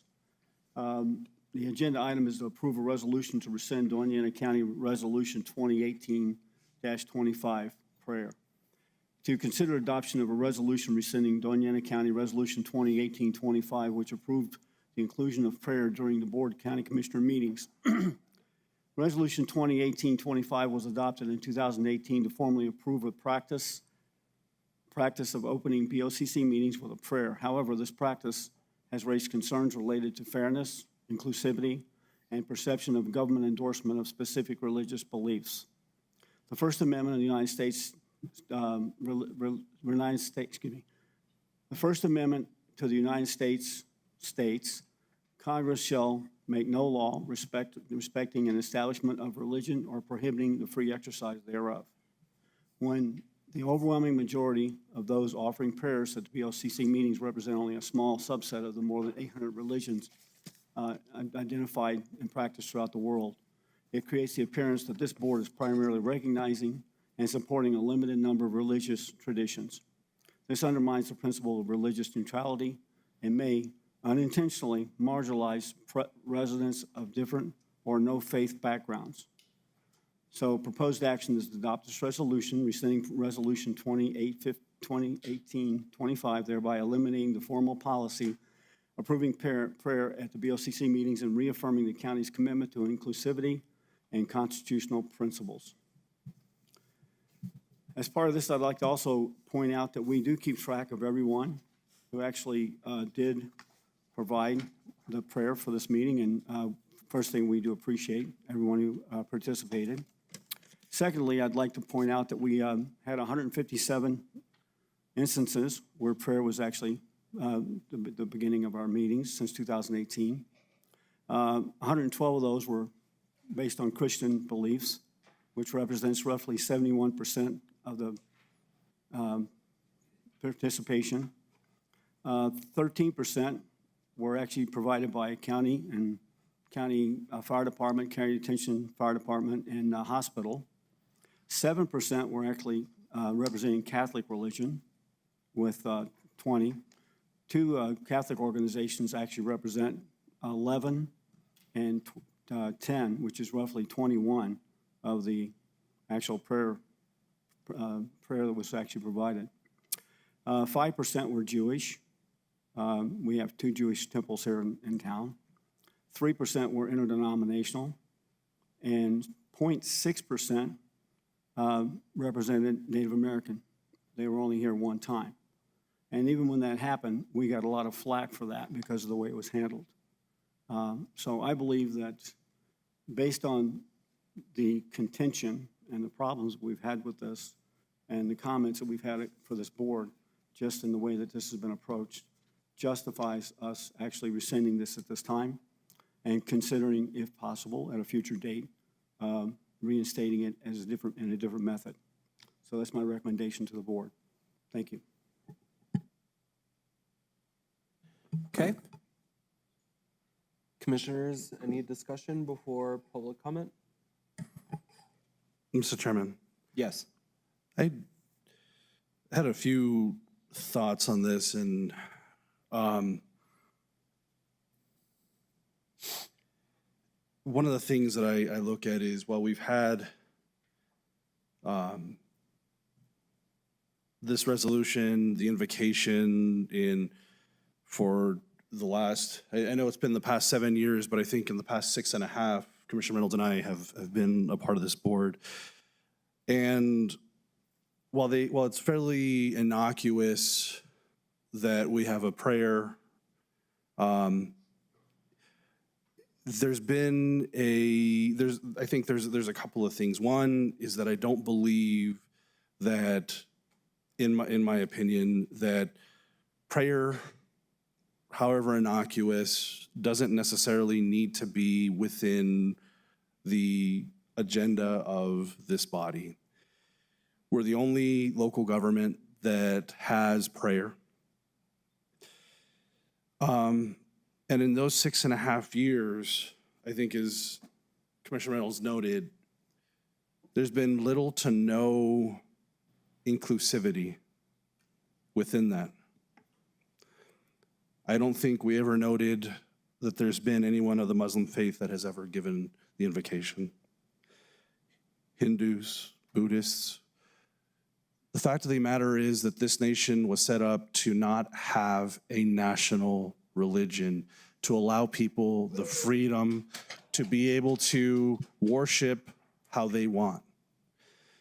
And to keep them separate for that specific reason was to prevent the government from overreaching, and opposite, allowing government into religions to be a part of that. One of the things that I look at, and I think we've seen the tenor, while not specifically here in the chambers, change with these prayers, but even the comments. And I think I wanted to share this because of this is the type of comments that have been provoked, or even the thought of bringing up prayer or removing prayer with this resolution. And this was on social media. And they turn into personal attacks. And it's so easy for people to get on social media and dehumanize any one of the elected officials and turn them into personal attacks. It's so easy to do that. Instead of having a conversation about it, we see this so often of how, the numerous negative comments, personal comments that have been made. And this is just one of that I just happened to pick out. And Mr. Chairman, I don't take this lightly when I share this, because I know it's personal to you. But this person says, when the homosexual persuasion of the county commission chairman represents only a small subset of the population of the county and the world, he may unintentionally marginalize residents of the different backgrounds, such as banning prayers from the faithful, the widely held religions to which homosexuality is abnormal. We've got to vote out lefty loons like Americans did on November 5th. And then the next item was, if I had to sit through a long video about the pioneer of gay marriage at a county commission meeting, they can sit through a short prayer.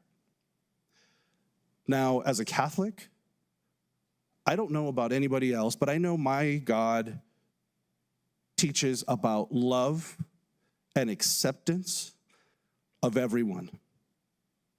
I look at the fact that even the most recent leaders of the church, of Pope Francis and now Pope Leo, have done more. While I don't feel like it's gone far enough, I think they've worked to be more inclusive of the LGBTQ community.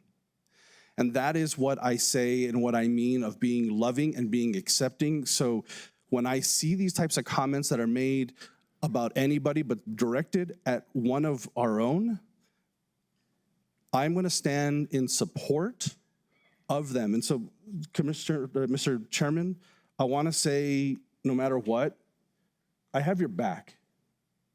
I have your back, because those types of comments have no place in any type of political discussion, because, like I said, they're just personal attacks. I stand with members of the LGBTQ community. They should not be having these type of attacks related to religion. It doesn't matter what your beliefs, where we should be accepting of one another. And we see how this is turned into other disenfranchised communities that are not, that are represented, that we see this type of mentality using prayer, using church to disenfranchise them, to attack them. And I'm just tired of it. Now, while, like I said, while here at the chambers, it hasn't been used for that, we've seen it outside on this lawn where comments have been made to that nature. So we can't say it's just a one-off or that. Well, you can go on and see in social media and see comments like this. And so for that reason, I support rescinding the resolution.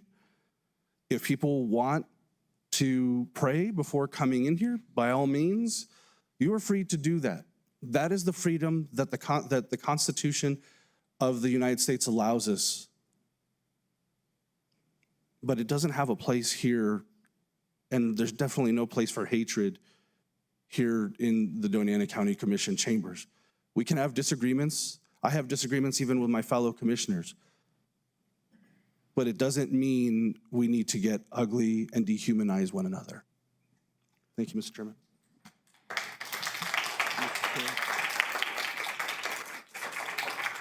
Commissioner Reynolds. Mr. Chair, I'd like to make another comment, a short one.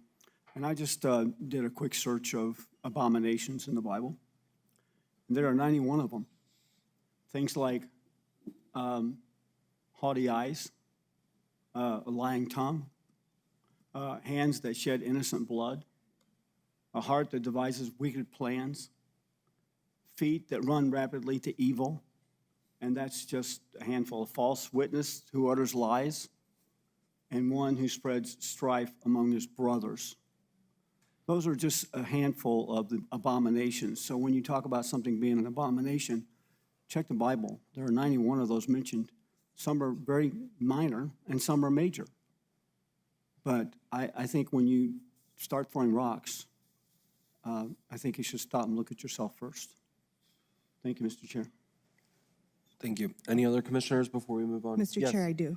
Thank you. Commissioner I want to thank Commissioner Sanchez for his words and his thoughts.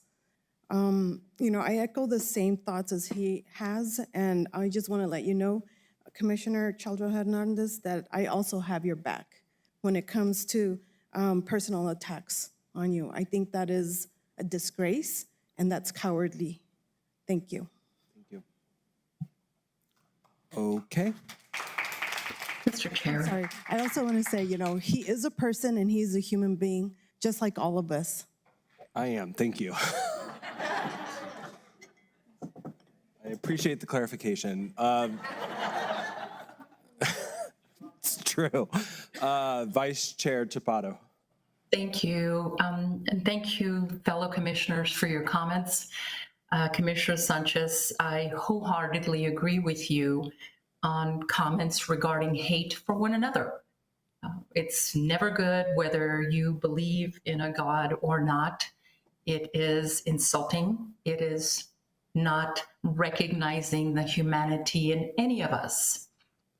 And so, Chair Sheldra Hernandez, I'm so sorry that you're being put through this. It's just a matter of whose turn it is on the commission.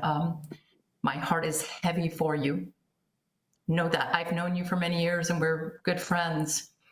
And I don't need to say anything else, but we need to move back to the point.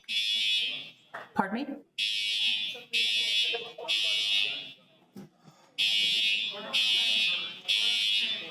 Am I audible?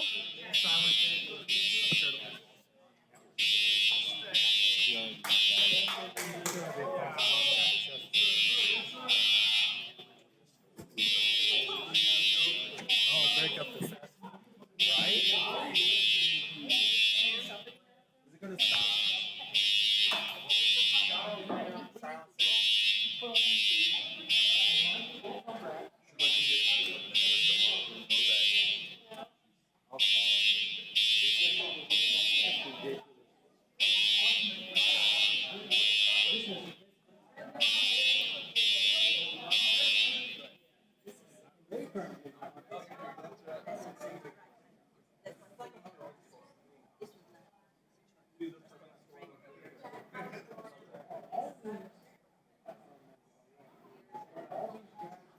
So we do need to go? Yeah. Everyone that's remained in the room, if you can please follow the security outside and they'll let you know as soon as we can come back in, please. What's on the roof? The sensor? Is it raining out? No? Commissioner Chapato will be back when the alarms stop.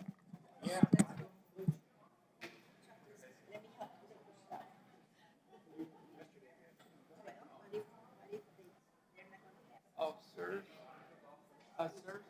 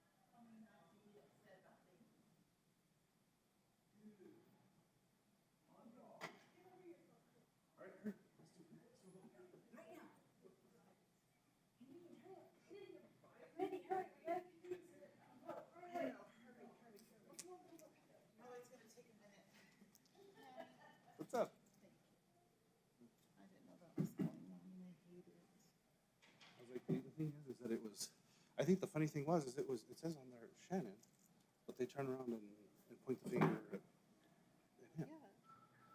Because they want to.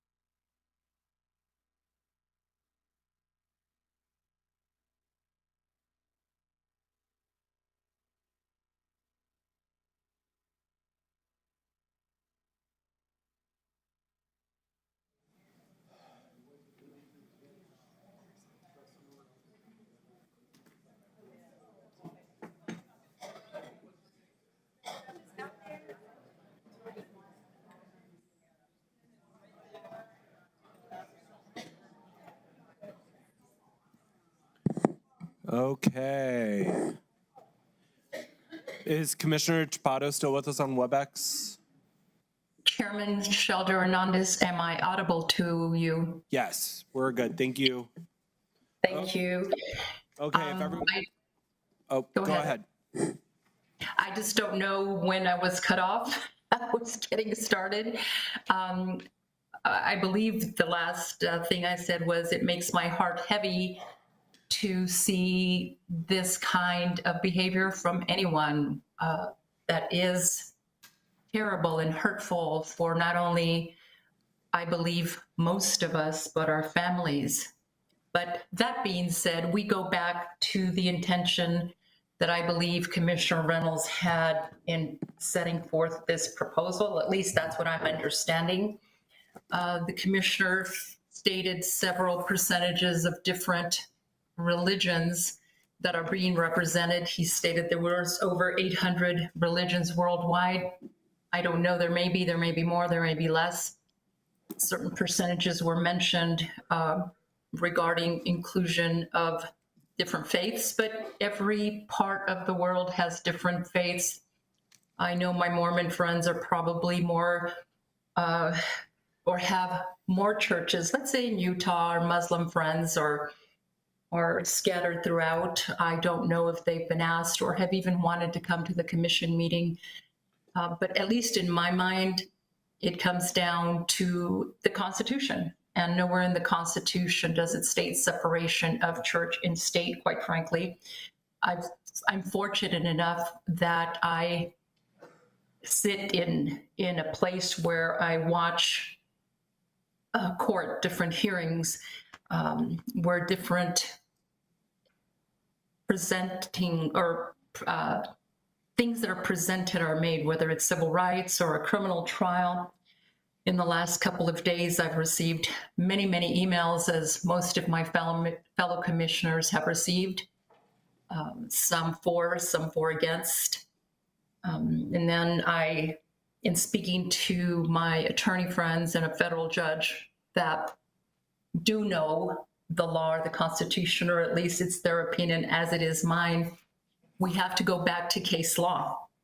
And there is a case, and if you'll allow me a few minutes, because I can't read my writing at this point, Town of Greece, New York versus Gallo.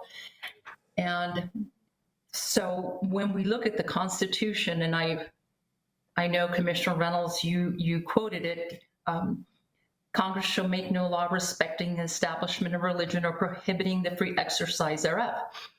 And in my opinion, the interpretation means that the state cannot establish a sponsored religion or interfere with free exercise of religious beliefs. And in my mind, this means we are allowed to pray as long as it's respectful and inclusive. And as you recall, some of you that were on the commission with me when I was chair, I've shut down very quickly people that were being disrespectful and overtly critical and hurtful of other people's feelings. We still don't have a clear view from the federal Supreme Court on how this is to be applied, except for that we not name one specific religion. And I agree with Commissioner Sanchez, it's innocuous. And in my mind, it doesn't hurt. So I will be voting not to rescind, or it's my inclination not to rescind it at this time. Thank you, Mr. Chair. All right, thank you.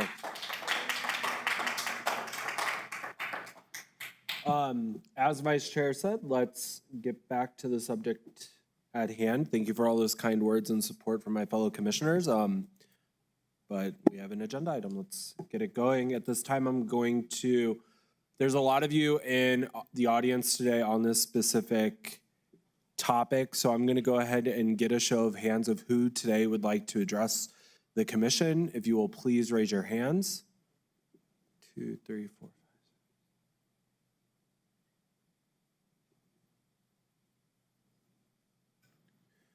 21 of you. Okay, so 21 individuals.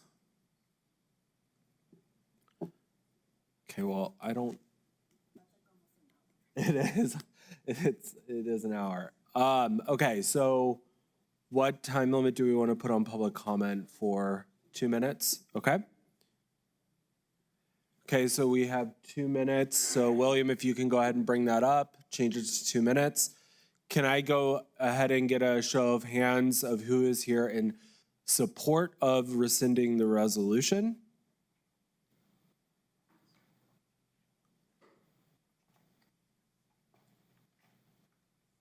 Okay. And who is here opposing the rescinding of the resolution?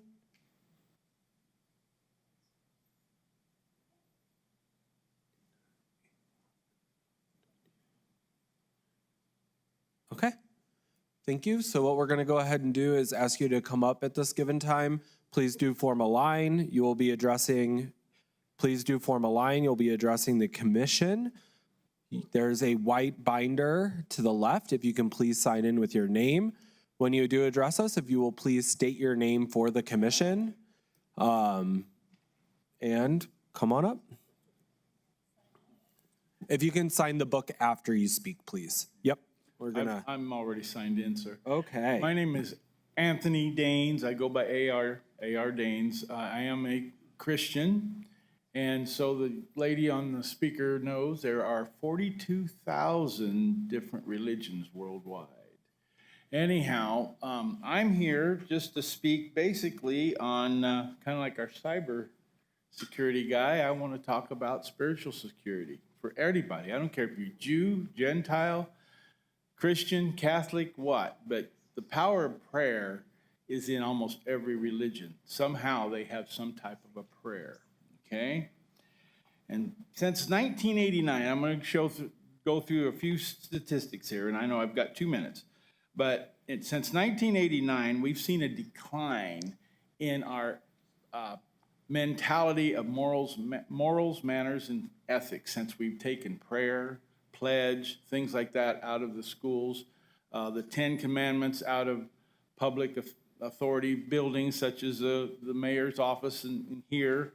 So those are things that just give basic bylaws that were handed down since the beginning of the Bible, some 4,000 years ago. Now, if we take that a step too far, then what we're doing is we're almost becoming like the opening of Bonheimer, when the Jews wanted to start taking control of religion. I don't want to see that, and I don't think anybody does. But at the same time, we need to stay focused on what's happening at hand. If we can keep our kids, the people in the schools, educated into what faith is, they have a right to grow up and make those choices, whichever path they take. Doesn't matter. But they have to understand that those are the element of peace and hope to anybody in the near future. Thank you, sir. Okay? Thank you. Has that been my two? Okay. That was your time. Okay, thank you.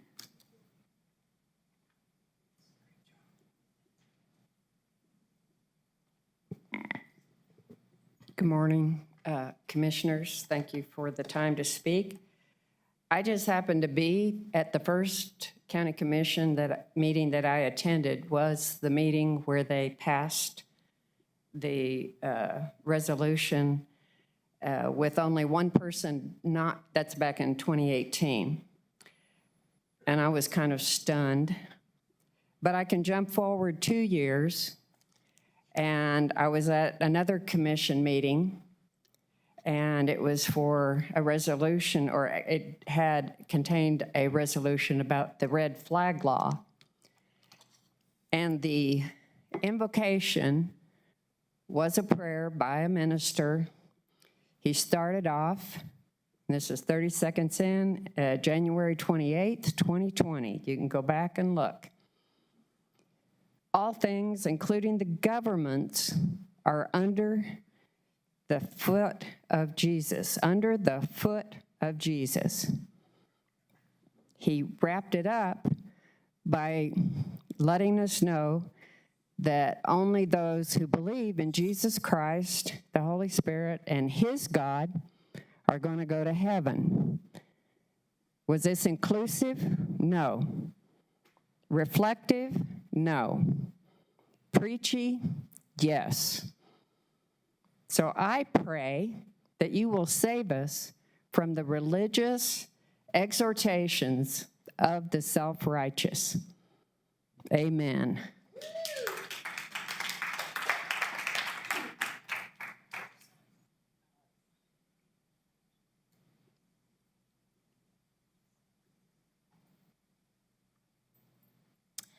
Good morning, Mr. Chairman, commissioners, and members of the public. My name is Isabella Solis.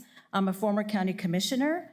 Commissioner Reynolds, I understand you put this resolution on the agenda. Thank you so much. And I hope that you are concerned about your constituents and the community that you represent. Commissioners, we may have over 700 or 800 religious groups in the world, which we heard earlier. But in our diverse county, we have two major ones, evangelicals and Catholics, and that significantly shapes our community. As elected representatives of the people of Doña County, you all have a profound responsibility to reflect the values and beliefs of your constituents. I also want to highlight a significant ruling from Washington, D.C. Federal Court in 2019, which affirmed that the House of Representatives must open each session with prayer. The Senate chaplain has upheld this tradition over 200 years, underscoring its importance. If our national legislative bodies can embrace this tradition, it seems reasonable for our Doña County Board of County Commissioners to consider doing the same. This practice of opening legislative session with prayer is deeply rooted in American history and tradition, dating back to the First Continental Congress and continuing to the present day in both our Congress and state legislatures. Given this historical context and the Supreme Court's affirmation regarding the legislative prayer, I believe it's both appropriate and meaningful for our commission to open its session with prayer. This would foster a sense of reflection and unity as we work together together to improve our community. And I want you all to, esteemed commissioners, to really reconsider the significance of prayer. And we really need it. And this is not about another topic, but today it is about prayer. I ask you to reconsider rescinding of Doña County Resolution 2018-25 prayer. Thank you so much, and God bless y'all.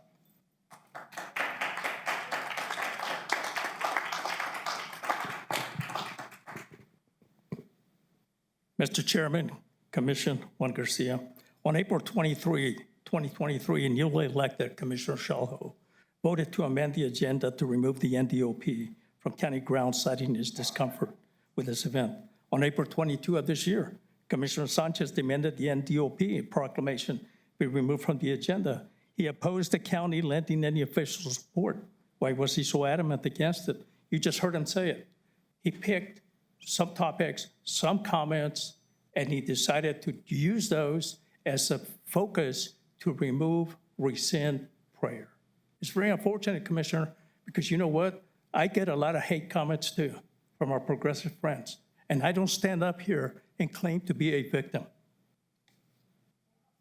Any comments that are made in a hateful manner towards transgenders, you mentioned this, towards homosexuals, to anybody, is wrong. And I'd be the first one to call it out. But what you're doing is you're using this as an excuse to justify your votes. And you're politicians, you're welcome to do it. You talk about concerns of inclusivity, yet this chamber has welcomed prayers from many denominations. Mr. Chairman, have you invited the Muslims? Have you invited the Hindus? I don't know. And if you haven't, shame on you for not doing that. Your vision of inclusivity means shutting people out by removing the prayer. I hear all kinds of drama by our progressive friends that the Trump nationalist church is in the works, along with concentration camps being built in North County. So my question to you is, with all this hate in this country, all this division in this country, and all this thoughts, comments about racist and fascist nation that it is, are you going to go after the flag next? Are you going to vote to rescind the Pledge of Allegiance to? Is that what you're planning to do? Thank you.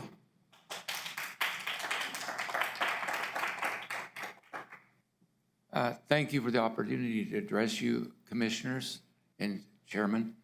I wish to say respectfully, I disagree with your decision because to me, it's almost hypocritical. You're saying that you want to observe the Constitution, yet the Constitution says the opposite. It says, you shall not make a law concerning this matter, and you are.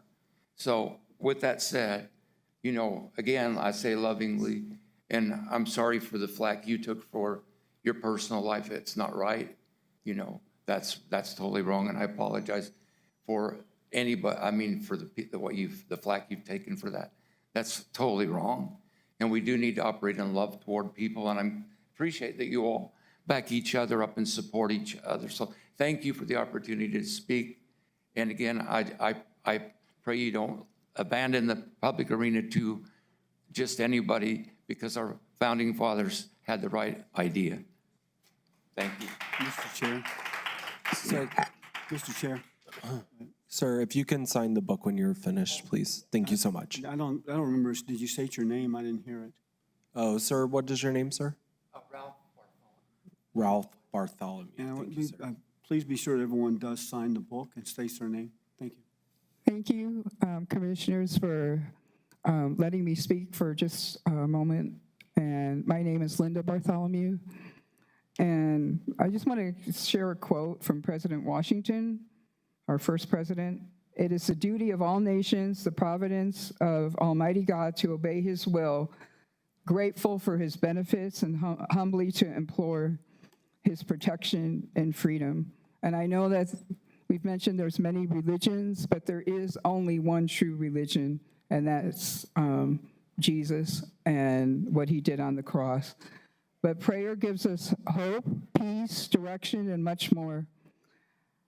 You know, what harm has prayer done? It has not been harmful. And it's a freedom that our country was founded on. Before the Declaration of Independence was written, that those founding fathers spent time in prayer and reading the Bible. The principles of this nation are biblical. And county commissioners, I'm sure, like Isabella had said, that most of the people that have voted for you do have a respect for the God of the Bible and for prayer.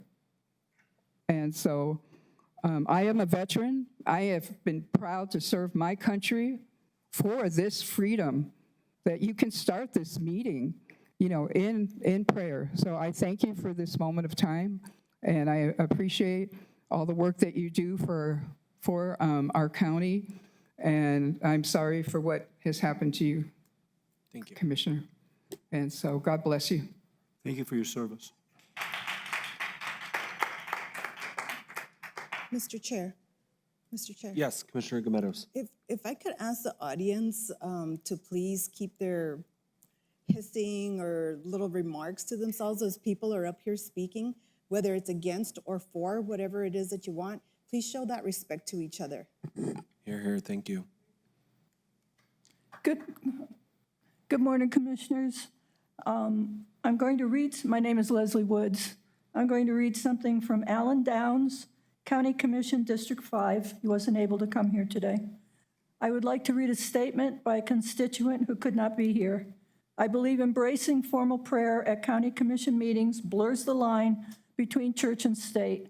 I respect the right of every commissioner and citizen to their own personal faith, but commission meetings are civic gatherings where all persons, regardless of belief, should feel welcome and represented. Our county commission should not contribute to the ongoing national erosion of church and state, separation by continuing to mix prayer with policy. Would it not be prudent to eliminate the need to spend the energy of the commissioners to try to balance the spiritual interests of citizens of various religious beliefs or no religious beliefs by stating once and for all the commission meetings go forward with deal with the civic issues, not religious ones? Please repeal Rule 2018-25 to remove prayer from agenda of all future Doña Ana County Commission meetings. I shortened it a little, and I have time, so I'm going to read it. Just as commissioners face ethical tensions when religion blends with governance, many doctors feel serious moral stress when legally barred from providing reproductive care when they believe it's essential, sometimes costing the lives of women who may not share the religious beliefs of those making the laws. Recent efforts to permit churches to engage in partisan politics to exempt them from a rule that has protected the integrity of nonprofits for over 70 years would further erode the constitutionally mandated separation between church and state. Thank you.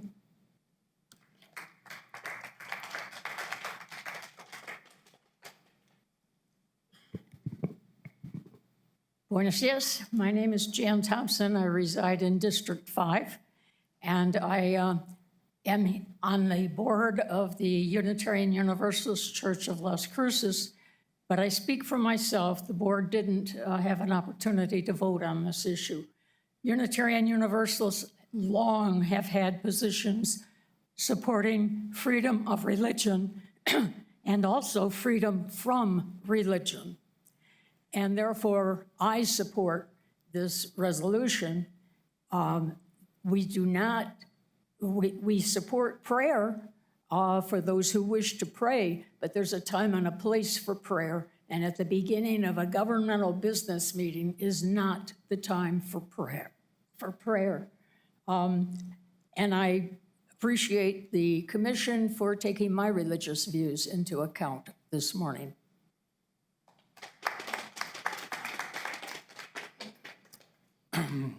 Good day to commissioners, chairman, and fellow commissioners. I'm Larry Cedillo.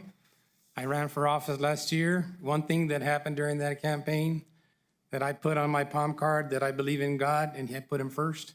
And most people pointed to that when they said, that's the reason I'm voting for you. I think you need to think about what you're deciding to do today. It's your prerogative to decide it based on what you believe. You are representing your constituents from your areas. That's your job. not your personal opinions. That's your job. So you got to think about your decision as you make. Every day that I do my things and stuff, I put God first. He's blessed me in many, many ways. I've had many things that have happened to me that are not the best and stuff, but now he's given me peace. I want you to think about that. I'm not trying to change your religion or change what you believe, but that's what he does for me. If you want to talk about that, I'm willing to talk to you.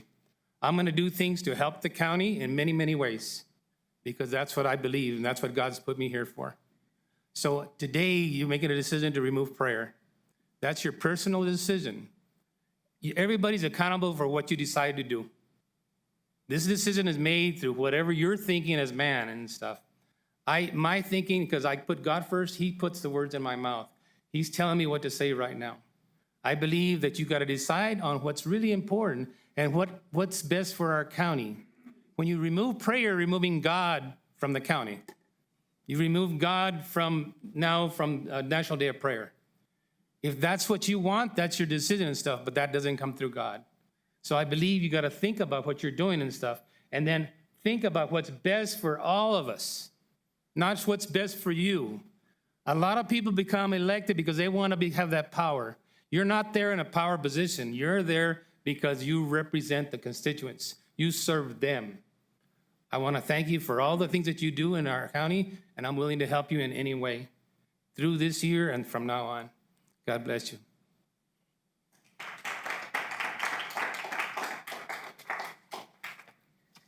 Okay. Well, I'm Haley. I'm from Las Cruces. I just want to say that a prayer is not an innocuous thing to everybody, and everyone experiences religion in a very different way. And we do, the others, represent about 30% of New Mexico. So it's not a small number of others. But it makes me feel nervous to come here. I have a lot of interest in politics, but I don't feel welcome. I feel hate. It's already happened today, just being here, having an opinion. My thing is that it just doesn't need to be like that. You don't need to do the prayer. Just do your job. Just do politics. And we will fight the rest of it out in the street. I've been a women's rights and abortion rights activist for 15 years. And I can tell you that out there, it's war. And it's getting worse. I get death threats all the time. I can't tell you how many hundreds of thousands of Christians have told me that they wish that I was aborted. To my face, online, they just are not the sweet, wonderful people that I'm hearing are supposed to be today. That's not my experience. And yes, I'm an atheist, but I get up every day. I want to help people, be good. I spend all my time volunteering. And I don't think that you want the world that I live in to come into your commission, because you're seeing this little bit of the online hate, but it's way more. It's terrible. I did this in North Carolina. I was an activist in Charlotte, and it was worse there. And it's getting worse now. They're gearing up for the 40 Days for Life. They're planning on harassing the clinics. From here, they're going to collapse all through New Mexico, all across the state. And if that's the kind of stuff you want to bring into your jobs, I'm just saying, don't do it. Thank you.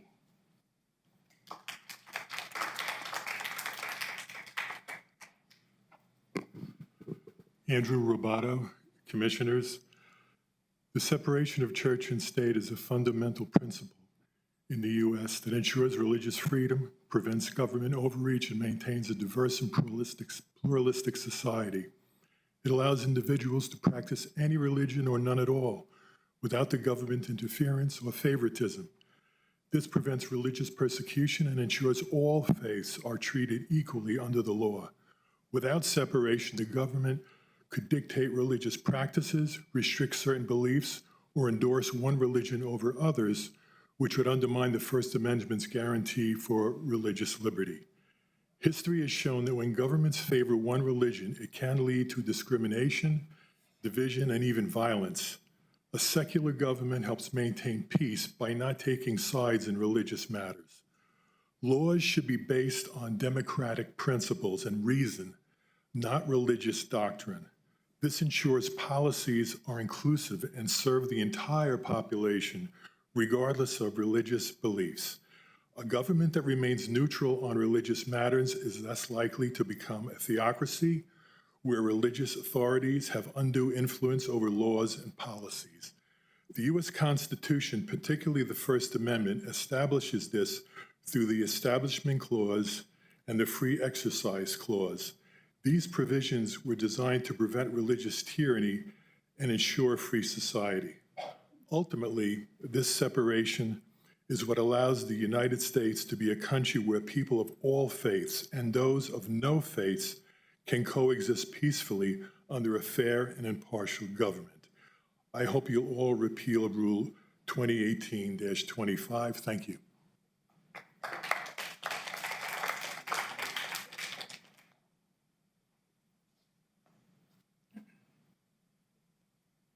Hello, my name is Cindy Haber. First, before I forget, I do want you to appeal 18 to 25. I am speaking to you not through religion, not through a prayer that I learned, but through my heart. I look back at history and I see where politics and religion has never been a good mix. We have, probably since time began, countries using religion to fight other countries to gain property and power. They do not mix well together. I myself am of all religions and no religion. I have not gone to church, but I have always had a deeply ingrained spiritual practice that has guided me through my life. I have a reputation as being a very kind person. I also believe that I've studied universal truths, and I don't care if you're a Taoist, a Buddhist, an atheist, an agnostic.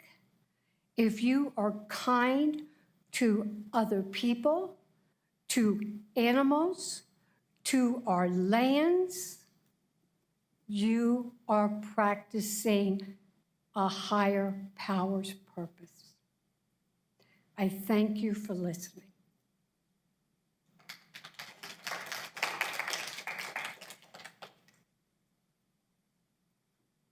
Good morning, County Commissioners. My name is Michael Simmons, District 1. My position on this is probably not a mystery of any of you, considering the history we've had with this board and its public speaking. And I appreciate your patience with us over this long thing. Mr. Reynolds, you probably did well to bring it to a vote just so things would be known where they sit. That is perfectly within the prerogative of this commission.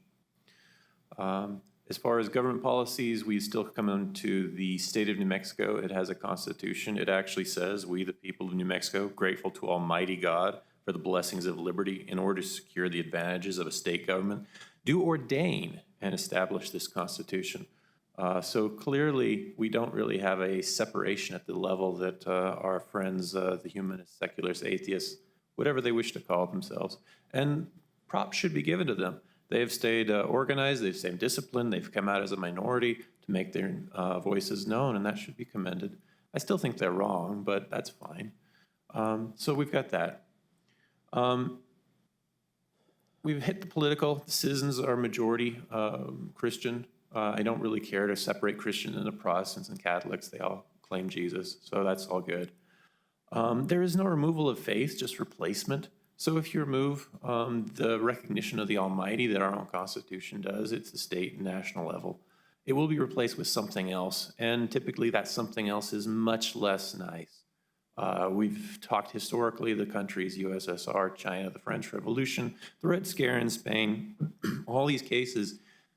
Once you remove Christianity, once you remove the respect of God, then things start going very sadly. So there's that. And I guess that should be it, that the representative government should represent the people are Christian, and that then the heritage of the nation, that this is our heritage, this is our identity of who we've been for centuries now. Thank you for your time. God bless.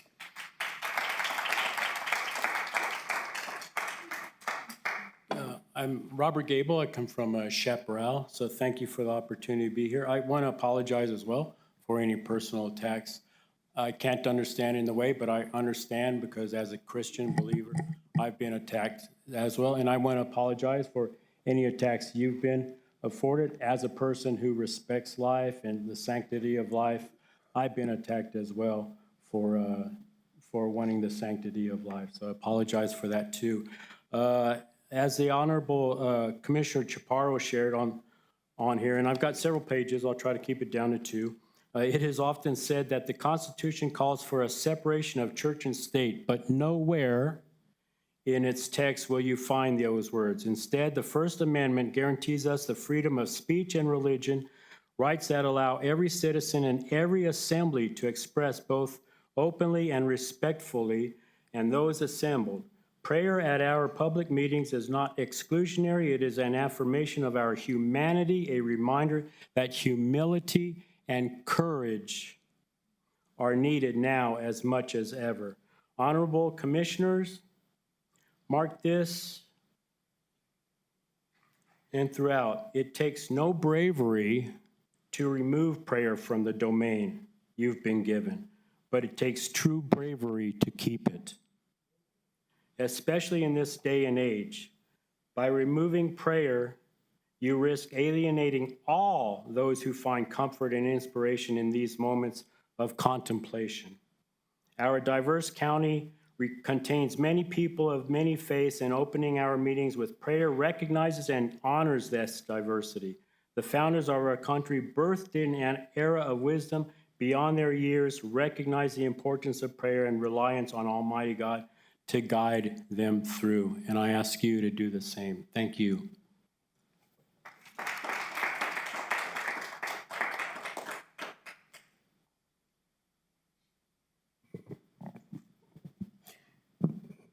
My name is Jane Ash, and good morning, honorable commissioners, honorable Chair Shaljo. I am here to speak on behalf of rescinding the Resolution 2018-25 for approval. We hear this morning that something which is basic is freedom of speech without favor to anyone as we operate in government organizations, and that we should work to ensure policies that ensure equal treatment without exception. It seems to me that when people talk about one true religion, which we hear often in the prayers and in the public comments, that in fact there is the appearance of favor. Those who feel strongly about separation of church and religion do not get up and participate in these prayers. As I look at the role of the commission, it is clear to me that it is to develop infrastructure and to work toward economic development and policy that ensures the very best community for everybody. Nowhere in your job description can I see that you are to provide for individual, or that you are to include and provide for spiritual guidance.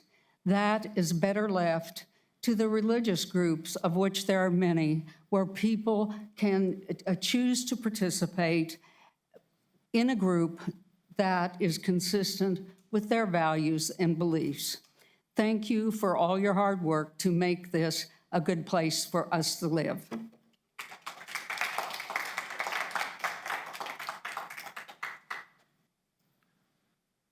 Good morning, Commissioners. I'm James Brookover from Chaparral, the little redheaded child city of this county. We keep growing and growing, but we don't get a lot of support from you folks, so we'll talk about that some other time. And Commissioner Reynolds knows what I'm talking about.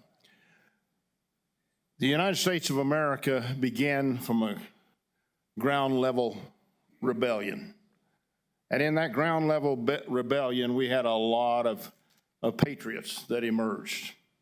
And I would like to state that what former Commissioner Solis had to say about our roles in the U.S. Congress, as well as the Senate, as well as the Supreme Court. Prayer opens every day. Me personally, I fought for this country. I was in battle. I killed many people. I'm not proud of it, but I can tell you this. I had to get on my knees many, many times so I could serve this wonderful country that we have and give all of you the opportunity to vote and say what you wish to say. And I know there's a lot of guys probably behind me that have done the same thing. We're not proud of what we did, but at the same time, we did it because we were called upon to do it. Well, today, I think you're called upon something, and very important. And I want you to remember one thing. If you vote for this referendum here, you are stepping on the tail of a mighty pack of, or a mighty pride of lions. And those lions are going to come to the doggone vote, to the vote when your time is up. And I think you best remember that. Thank you.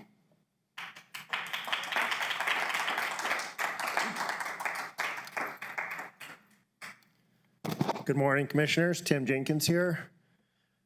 I believe in my heart that every one of you that sits behind that chair are in a position of power. And you all come here to support this community and to bring this community together. There is not in any way place for division, and I apologize for that in any way. But at the same time, I believe in my heart that saying a prayer first gives you all and all of us a moment of silence and humility to reflect and to know and to believe that no matter what you do believe, that there is a higher power. And it gives you a moment to consider that before you go into your meetings, knowing in your hearts that what you could do could change someone's life forever. And it's a moment of humility and a moment of silence where we can all reflect before we make decisions that are going to change somebody's life forever.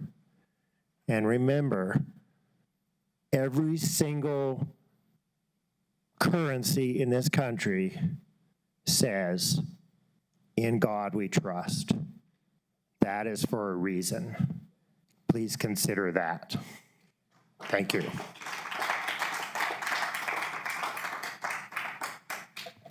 Good morning, Chair Shelter Hernandez, Vice Chair Chaparro, Commissioners Reynolds, Sanchez, Gameros. My name is Gina Eugenia Montoya Ortega, and I am born and raised in Las Cruces, New Mexico, in the county of Doña. To me, this is not a place where people. I'm a Catholic Christian woman who was raised with what my faith taught me to love and not to hate, not to judge and not lest I be judged, and to respect others and their beliefs along with everything else along these lines. Chair Shelter Hernandez, many people in this room that have come to defend the religion have apologized for the bad apples that you are making your decision. I asked you to please vote against the rescinding of this resolution, as I believe you are just building more walls rather than building the bridges that people need, especially now, with all the ugliness that's happening in this world. I do not believe that this is a violation of separation of church and state. Excuse me. This is a tradition and history of the city of Las Cruces, Ciudad de Las Cruces, city of the crosses, county of Doña, and the great state of New Mexico, or Nuevo Mexico. Several years ago, there was someone who wanted to remove the crosses from the city of Las Cruces. Thanks be to God, and a huge thanks to Governor Bill Richardson, God rest his soul, who stood his ground to show that Las Cruces, a Spanish word, means crosses in English. As Hispanic, Spaniards, and Mexicans, we were taught to respect and honor our mothers, our fathers, including our grandmothers and fathers, which included our traditions and our religions. For 2 years now, this board has refused to accept the National Day of Prayer, with the exception of Commissioner Vice Chair Chaparro this year, who was the only one that voted in favor. Due to supposedly a few bad apples who spoiled it for the bunch, And now, from what I understand, you're wanting to remove prayer from the BOCC, as some people have made their prayers too long or too sermony. From what I have seen and heard, as people, whatever religion or non-religion they practice, believe, they have the opportunity to participate. And as you all said earlier, you weren't sure why they did or didn't, and I think that's up to you to make sure to reach out to them. Thank you, ma'am. So once again, I ask that you please do not remove this. Thank you.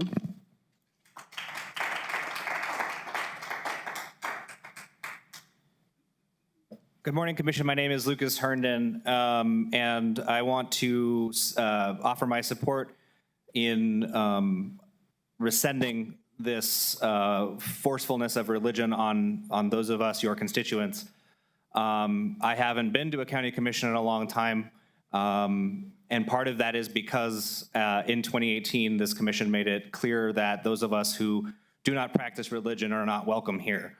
I invite this commission to reinvite everybody here. There is this passage from Supreme Court Justice Jackson in a case called,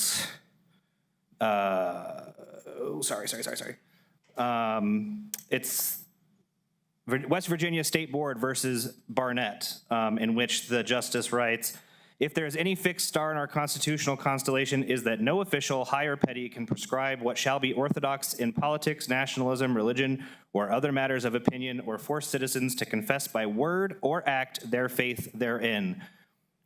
By holding any act of faith in this chamber, you are forcing somebody in the room to not be a part of that. By not having it, you are inviting anybody to celebrate. Anybody who wants to pray before they walk in, while they're sitting in the chair waiting, is welcome to, but they are not being forced to. And I will just say that there's been a lot of things here said today about how this country was founded. This country was founded by Christians who viewed the indigenous population as non-humans because of their religion. So let's not get twisted about what it is that Christianity represents to a certain percentage of the population, including the people who were native to this land that we're standing on today. Thank you.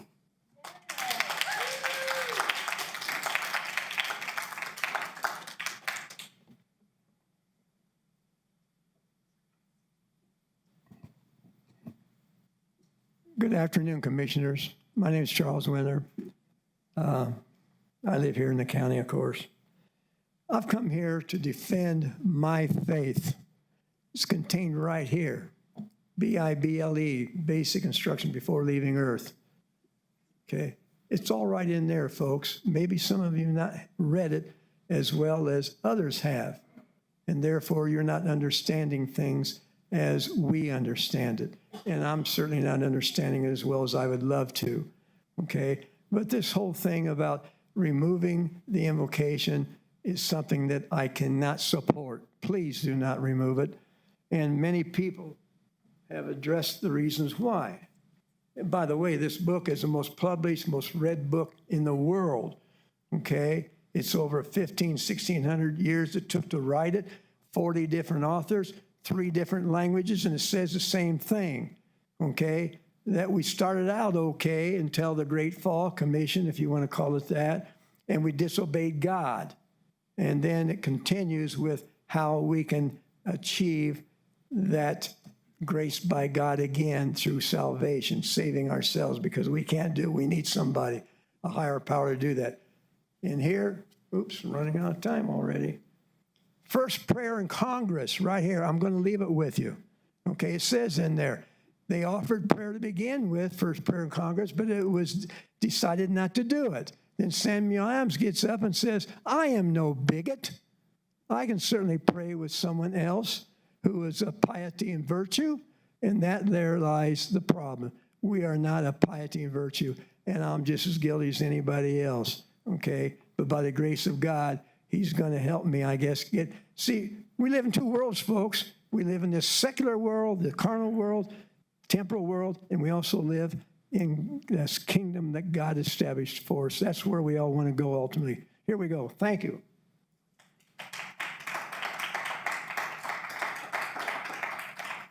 Stand on the truth.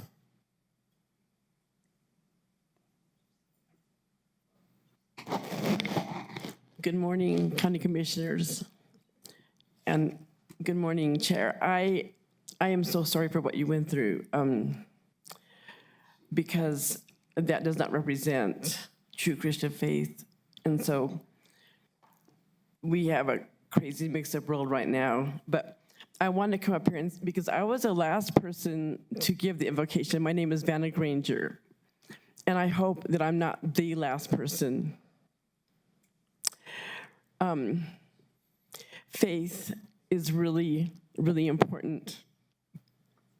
And I really believe that we need to invite God, invite the Eternal One into everything that we do so that we can have the wisdom to do it right. I think that if you would even invite people from all different faiths, it doesn't matter, just invite people of faith to come and give a 3-minute convocation. It actually is not, the U.S. Supreme Court has actually said that it is not against the Establishment Clause in Marsh versus Chambers in 1983, and they've supported it. It is not against the Establishment Clause to say an invocation over a meeting. So please do not shut out the people of faith in our community, because it was an honor for me to come and give you, I was so honored and blessed by that. And so I just ask that you would not shut us out. Thank you.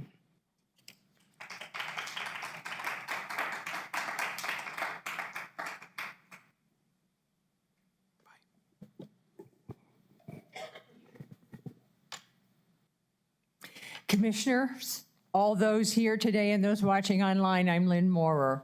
I support Commissioner Reynolds' resolution to rescind Doña County Resolution 2018-25 that adopted a prayer policy. I salute him for taking the initiative regarding this resolution. First, separation of church and state is one of the core tenets of our country's Constitution. This concept has and continues to be a critical factor in keeping our country from devolving into a theocratic dictatorship that plagues many countries around the world. Second, I prefer to have an opportunity to silently lift my own prayer during a moment of silence at the beginning of a meeting. At this time, I can pray for you all and whatever else is specifically needful in my view at that moment. And this can be done without offending anyone. Sermonizing under the guise of prayer is offensive and, according to my beliefs, not theologically sound. On occasion, persons offering the prayer before this public body have abused the opportunity and have proselytized and or engaged in many sermons that judged persons present rather than simply offering a blessing for all. Beginning a meeting with that kind of judgmentalism certainly does not create an open or welcoming forum for the people of Doña County. I affirm Commissioner Billy Garrett's wisdom in 2018 to vote against the prayer policy resolution, and I urge you all now to support Commissioner Reynolds' resolution to rescind that resolution passed in 2018. Thank you for this opportunity to speak.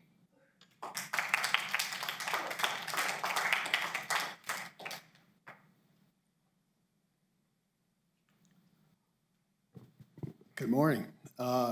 Thanks for this opportunity, and this is a good conversation for us to have. We must discuss the place of religion in our culture, in our society, and you are causing it to happen. Thank you very much. In my advocacy against the practice of the invocation at these proceedings, I've been asked, what harm does a prayer do to me? First off, I have no objection to your prayers, to any prayers. My objection is to county-sponsored prayers as part of these proceedings. State-sponsored prayers harm me in 3 ways. I want to participate fully in these proceedings. If I want to participate fully in these proceedings, I must endure the prayer. That hurts me because it's an affront to my reason and conscience. I seldom agree with what is asserted in the prayers. I find most of the religious assertions absurd and an insult to my intelligence. And often the assertions made are toxic. 2, They violate my rights. They violate my freedom of religion and my reasonable expectation that the principle of separation of church and state will be upheld in the county proceedings.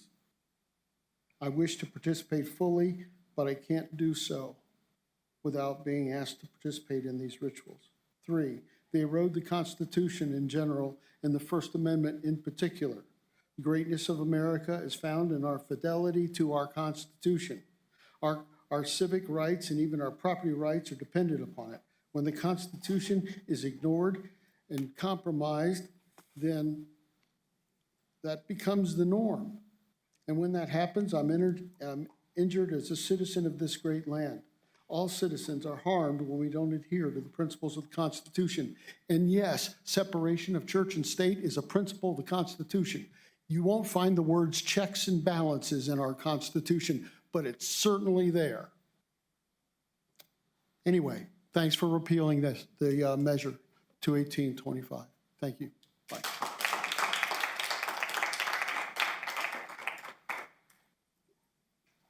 Hi, my name is Daniel. I just urge you not to rescind 2018-25. Thank you.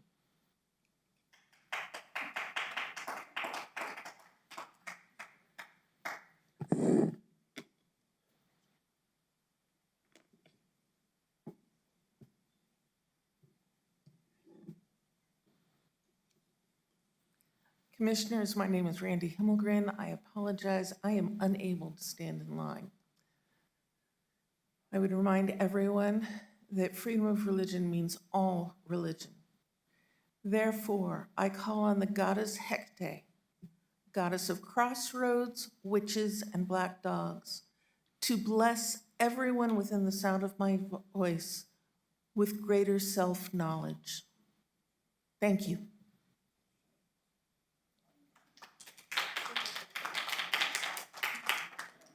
Okay, is there any other public comment today? Okay, thank you for everyone that joined us and spoke today. Commissioners, any follow-up comments, questions, concerns before we call the vote? Mr. Chair. Commissioner Reynolds. Thank you, sir. First, I'd like to thank everyone who attended and had something to say. We appreciate your opinion, and we do listen. There were a couple of comments I'd like to follow up on, if you don't mind. One, that we have to respect our constituents and what their requests are. I agree with that. The majority of my constituents wrote and supported what I was trying to do, so I was listening to my constituents. Second thing, as you all stand up and talk about why we should continue this practice of offering prayer in front of the, as part of our meeting, 3 or 4 of you actually said and professed that there's only one religion, either directly or in a subtle way. Sticking up a book and saying, this is the book. That's a subtle way of saying there's only one religion. So you basically supported exactly what I'm saying is a problem that we have. 4 of you also threatened us with taking us out of office or not supporting us in our next position because of one decision we made in 4 or 8 years. That again supports my concern about how this practice is being done. And part of the reason I brought this up, if you would just stop for a second and reflect on the possibility that there are other beliefs in other people's minds that are also valid and accurate, it would make this a lot better for everybody. And I have no problem with religion. I was raised in a religious background. My father was a minister. I've probably read as much of the Bible as anybody here. And when people talk about religion, you know, I don't really talk about my religion because it's personal. So I don't profess a specific religion. But I'm also not comfortable being threatened to make a decision that I believe is a policy. Somebody also said that we are making a law. No, the law was made in 2018. We're rescinding that law. So we're just saying, basically, we believe that was a mistake when they made that prayer resolution before. Because that is not, as has been mentioned by several people, our job is not to provide the religious beliefs or support that or even provide that to our, as a position to our constituents. Our constituents we're responsible for their health, welfare, growth, just protecting them and providing policies that protect everybody and create a society we can all live in comfortably. If you want to get religion, I say find a church. If you want to profess your religion, you can do it out front. That's fine. I don't know that this board, and I still stand by this, regardless of how the vote goes, this board is not responsible for your religious beliefs. And if in my position about the founding of this country, if you remember, most of the people came here because they were running away from religious persecution in England and Europe. And so they wanted to find another country so they could practice a religion that was not controlled by the government. And yet now you're asking us to turn around and again allow the government to be a part of your religious beliefs. And I personally, whether you vote for me again or not, or whether you believe I've done my job for the last 7 years or not, is not important to me. What is important to me is the people that do recognize the value that I bring to this community and the things that I do to support everyone. And you know what? I can sleep at night. And I hope you can too, knowing that we don't have to agree with everybody and you don't have to agree with us to understand that we represent you and we listen and we do care. And I think one of the persons standing up here called me Mr. Reynolds. I would also appreciate the fact that you recognize this board, we are commissioners. I appreciate when I'm away from here, if you want, and also as my position, it's still commissioner. Now, I don't personally wear that as a moniker, but I think you should recognize that we do work for you.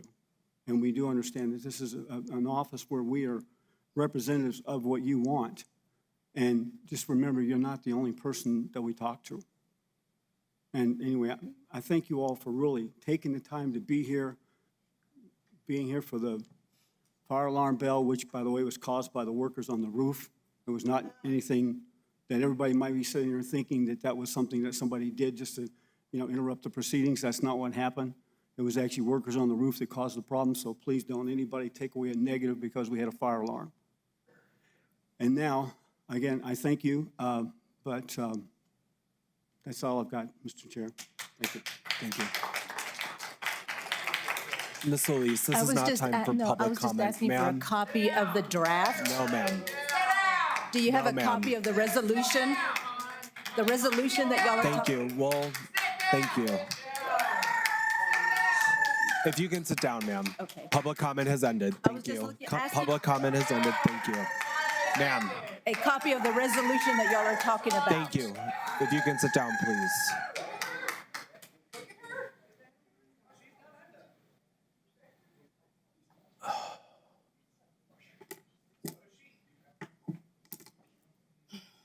Why don't I have a button? You have a hammer. You have a Okay. No, the mic button, not that special button. Commissioners, any other follow-ups? Mr. Chair, I would like to. Yes, Commissioner Gometos. Thank you. So I would love to thank everybody here for coming up to speak their opinions for and against this resolution. I like to hear what everybody has to say. And I just want to say, for the most part, I'm happy that everybody was pretty much respectful and this didn't get too ugly till towards the end. But, I do appreciate that. I feel like this invocation on the agenda, it's what it is. It's for an individual or a person who prays as they wish when they come up here. So, they pray according to whatever their religion is, and they do place that upon everybody here to listen to that. Yes, you can go into your minds. Some people can't do that. Some people are just stuck listening to that. I'm sorry. I just got off track with my notes here, so sorry. God is not being taken away by rescinding this resolution if it does become rescinded. It's not taking God away from the people of the county. You know, it's not even taking away God from the moment of silence that we would have at the beginning of this. During the moment of silence, that's where everybody can have the opportunity to pray the way they wish. And those that don't want to pray, well, then they have that moment of silence as well. And I feel like that's just being respectful to all dominations. You know, I believe, I pray to God every day and everywhere. You know, I'm born a Catholic, and, you know, I think everyone has the same opportunity as I do to pray wherever they want and anywhere. And I'm hoping that this isn't the moment that people are only coming to pray is during a county, meeting. So, this resolution, it doesn't take that away from anyone to pray to God wherever you may be, wherever you want. You may pray at the moment of silence again. So those who choose to come or watch the county commission may, in the moments of silence, that will allow everybody, all people, to pray as they wish. So God is not being taken away. If you choose not to pray during the moment of silence, then you are the one that's taking God away from yourself. Thank you. That's all I have to say. Thank you. So I have a couple of things that I just want to point out. And one of the main things is that there's 20, 30 people in this room giving public comment to an agenda topic. And I think that's great to see. Whether or not I agree or disagree with your public comments is neither here nor there, but you're all engaged, and that means a lot, the engagement portion of this. So yeah, literally, congratulations and round of applause for yourselves for getting engaged. You know, I want to invite you all, because we've done a lot of great things here as a commission that we haven't had any public comment on. We passed a $387 million budget for next year without one single person giving public comment. We passed our Safe Streets for All plan. That was a $500,000 plan on how to make Doña County's streets, roadways, bicycle paths safer for everyone. I think we had 2 public comment that day. You know, we had a bond resolution on the agenda for our bringing quality of life initiatives to Doña County, and we had no public comment. And I want to invite you all back to engage with us on other topics as well, because I think they're really important. And, you know, a lot of people are talking about whether or not this commission is doing our job or not. Are we serving the people by the decisions we make? In my mind, the only way that we know whether or not we're taking your opinions into consideration when we're making these big opinions is when you engage with us and when we engage with you. And a lot of us do that through public comment, through community meetings, through engagement, through social media. And that's how we know when we're doing our jobs right, is when we get that feedback. Or when you join us here at the dais and you tell us what your thoughts are.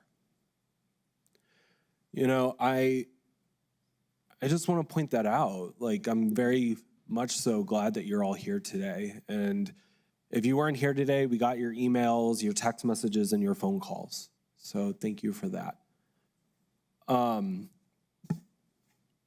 You know, and as we're sitting here and hearing this public comment, I went through every other municipality here within Doña County, and we are the only one that has an invocation on the agenda. Sunland Park, Anthony, Mesilla, Las Cruces, Hatch, no one has the invocation on the agenda. I just want to point that out.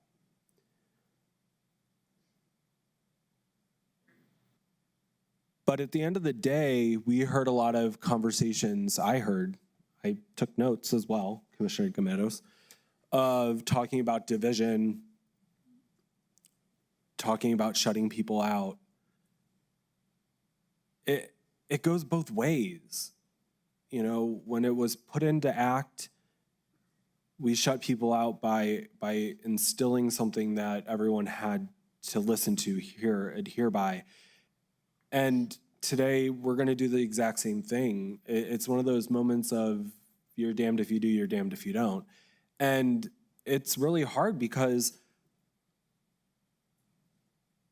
you know, I was able to go to a private Catholic school from literally preschool through high school, and I learned how to accept other religions, respect them, learn about them, what their culture is, what they preach, what they understand, what they believe in. And at the end of the day, I was told we respect all of them. But as to what was brought up here, we don't see that all the time. We don't see the respecting of other religions.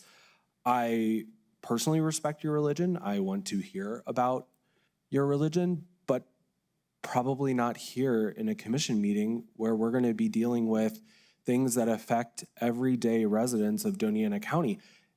And I wish that's what this public comment and what this hour-long conversation was how to bring, you know, grocery stores to our rural communities and how to bring outdoor recreation to our kids for after-school programs, but it's not.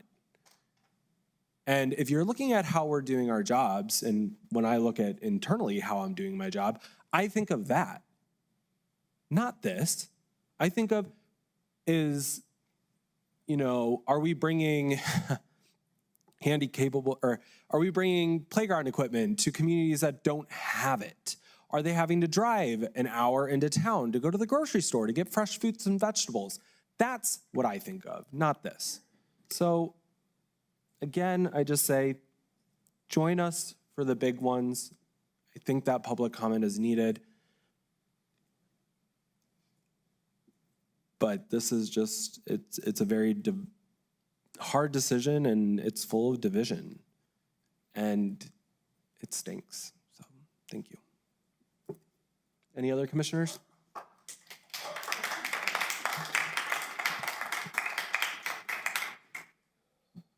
Okay. No other commission comment. Brandy, if you can please roll call us. Commissioner Gamelos, Yes. Commissioner Reynolds, Yes. Commissioner Sanchez, Yes.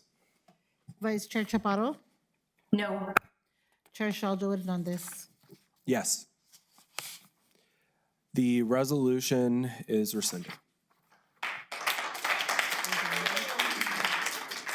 Is there a number? Okay. Moving on, we have item number 16 under approvals, which is to approve allocation of $187,000 via a grant program to CRUA for the purpose of replacing or repealing fire hydrants in the Santa Teresa unincorporated areas. An industrial park authorizes county manager to establish a grant program criteria and sign related documents. Do we have a motion, commissioners? So moved. Second. Okay, welcome, Mr. Lopez. Good afternoon, Commissioners. Stephen Lopez, Assistant County Manager.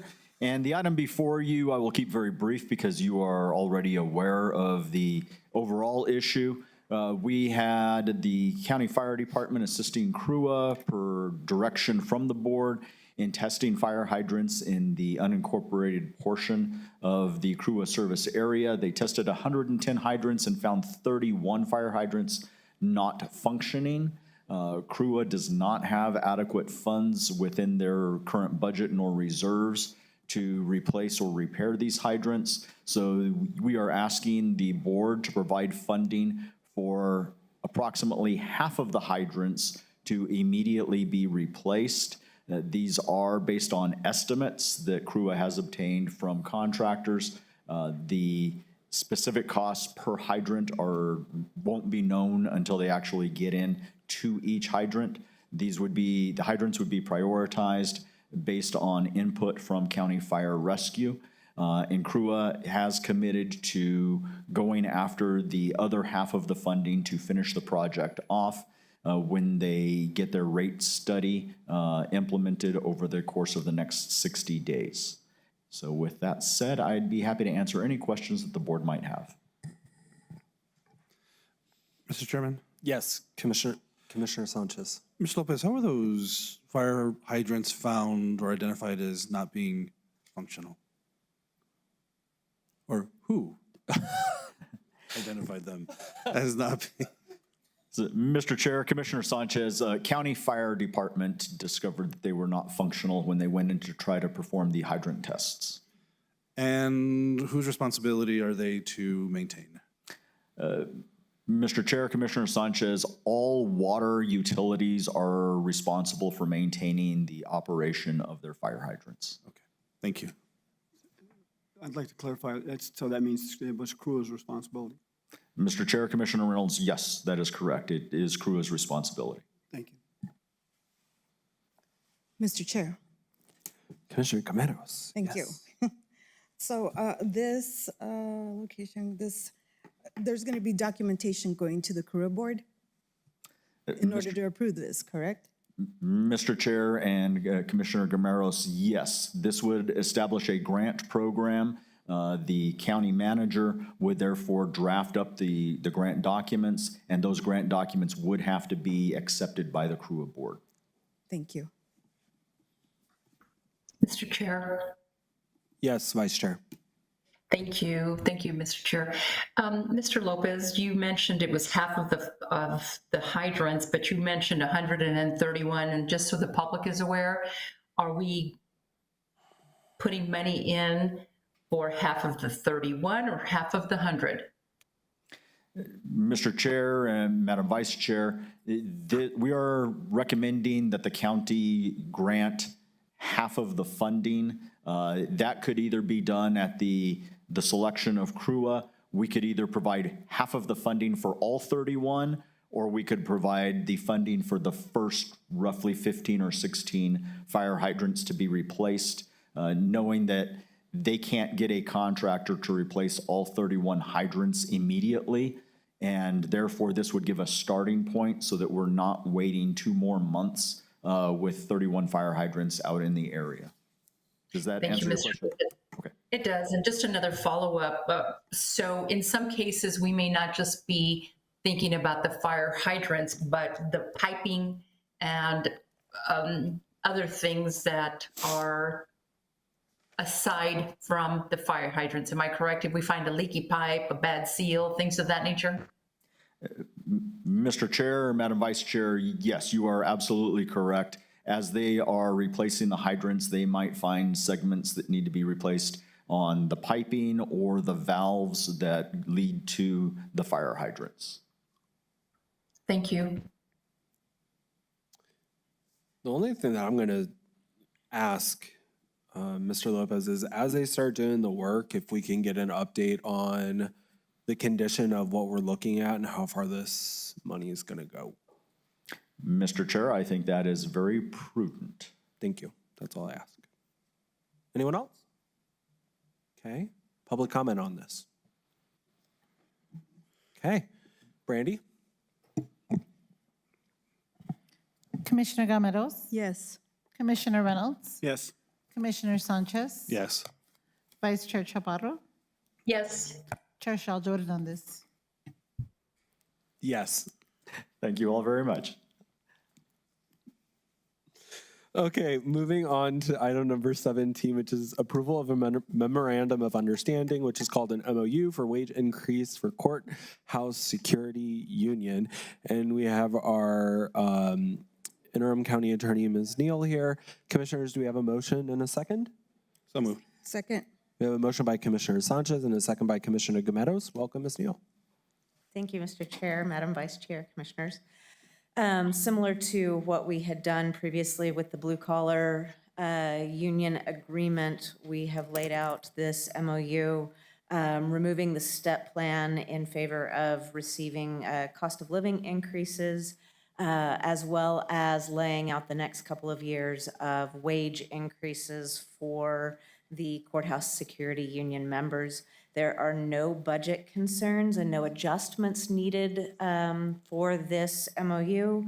And the reason for the MOU is similar to the blue collar agreement. We're still working on the language of the collective bargaining agreement. It could be a couple of months before we have that all the way hammered out, and we need approval so that they can begin receiving that raise while we continue to work on the rest of the language of the agreement.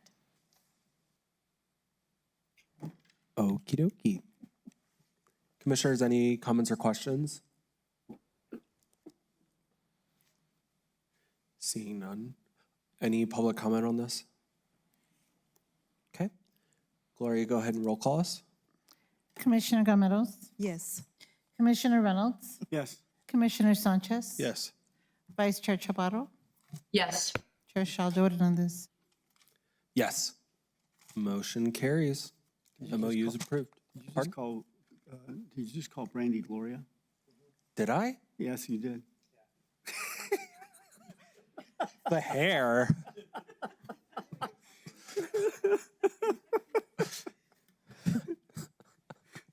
It's been a long day It already. has. Goodness. Okay, but honestly, okay, never mind. Not appropriate.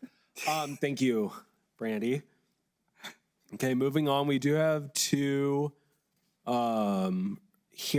have one hearing today. That's item number 18, which is a hearing on the resolution to raise solid waste collection fees.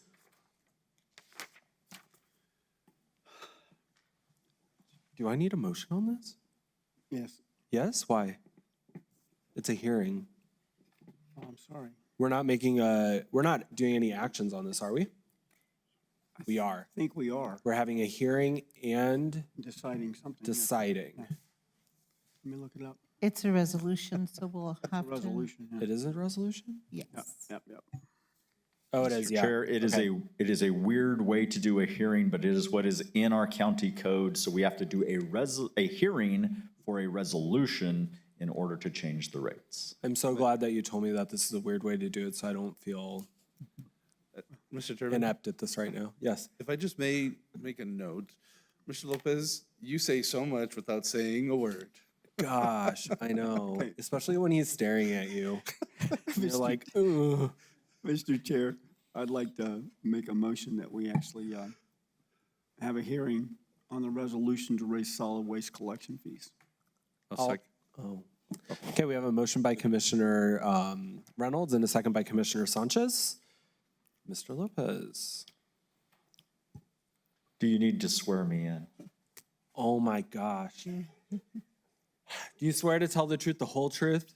I do. Thank you. Good afternoon again, Commissioners. Stephen Lopez, Assistant County Manager. As you are aware from our meeting in June when we initially came before you for authorization to publish the notice for this hearing, our solid waste fees have not been increased by the county in a number of years, measured in decades. And in that time, the costs associated with that solid waste disposal have gone up. We currently charge $4 per punch. The equivalent, if you take that same load over to the transfer station for South Central Solid Waste Authority, is $7.80. So we are far behind, and County Manager Andrews has challenged all of us with operations that do have fees to evaluate the fee structure. We have done that, and we are recommending a multi-year increase in these fees.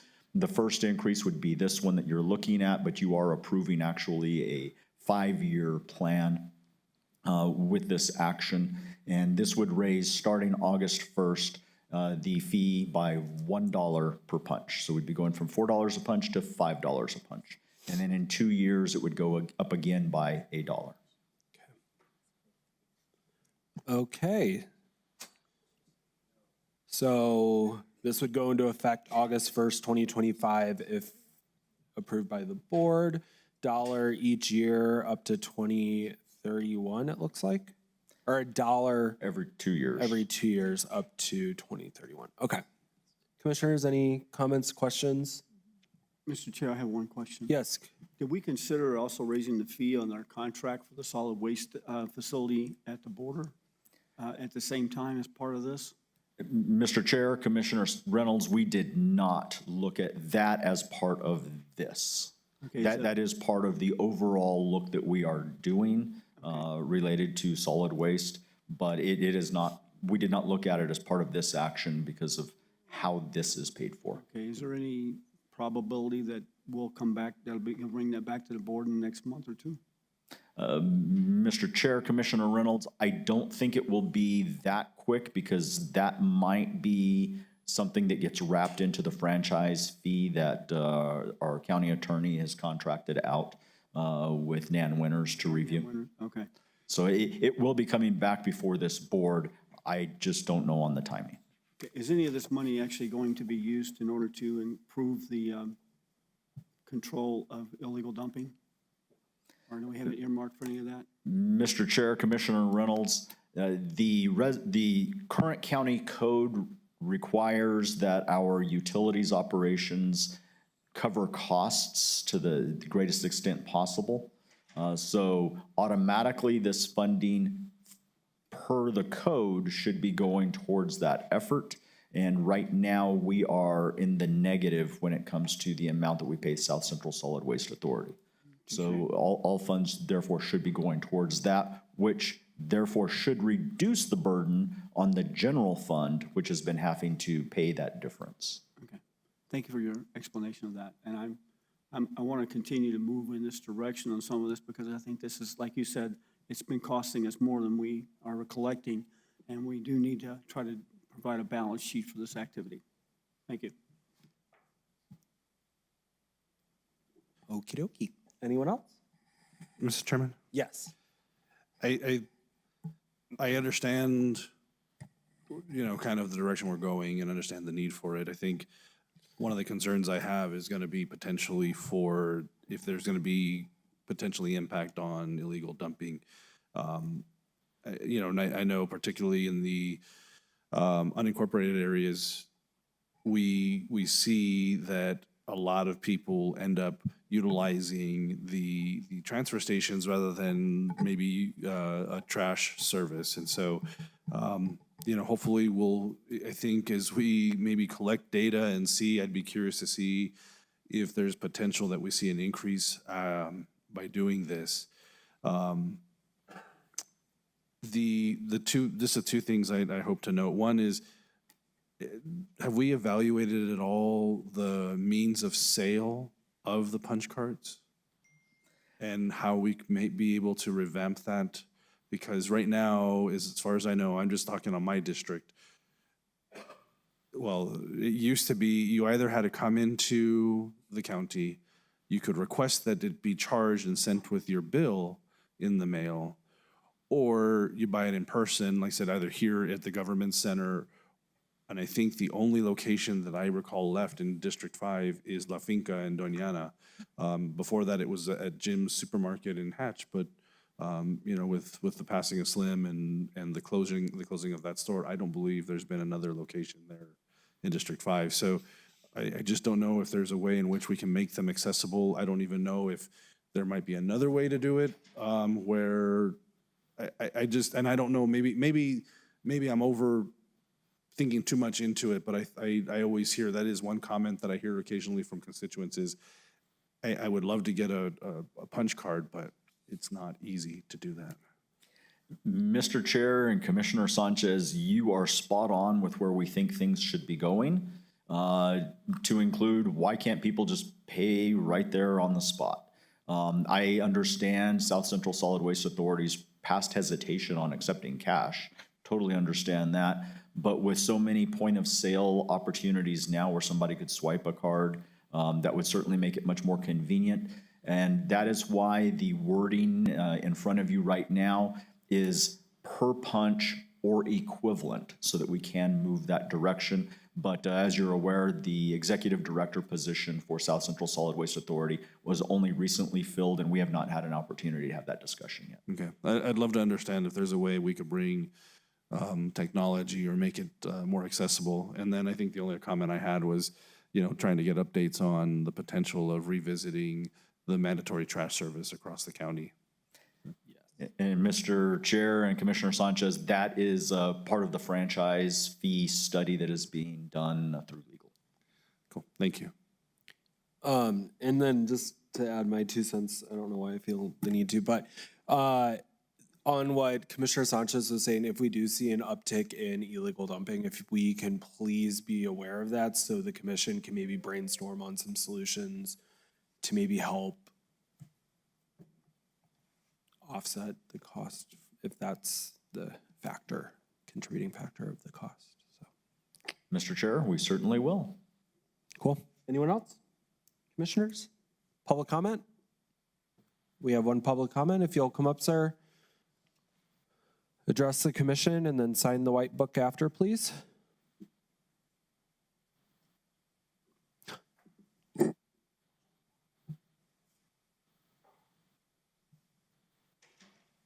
So Commissioners, Chair. Yes. I'm Gene Pettit. And this is something that's dear to my heart after being out in the county, and we use the disposal out there, which is great, thank you. But I look down this list and how much money is being used by you guys and every place else, and now you want to take and raise it on folks out there that really are strapped, so to speak, financially. And it don't seem like much, but you know, it does take a trip in to come in, costs more money, costs more resources. And you're giving money away to everything else. Why can't we just offset that? You know, we're taking care of our people. What are we doing to take care of our people in the county? And part of that illegal dumping is, some of it is the hours that things are open. What's being done in those transfer points. I'm part of it because I've dropped stuff off. We used to be in construction. Now I have to come all the way into the city to do things that affects my business. That affects things going on. Half the time those trailers leave empty out there. And it's like, why can't we just dump the stuff here? We've come to separation of things, which is great. Metals need to be separated, plastics need to be separated. But now they're starting to charge for that kind of stuff, where we used to be able to separate the wood and do different things too.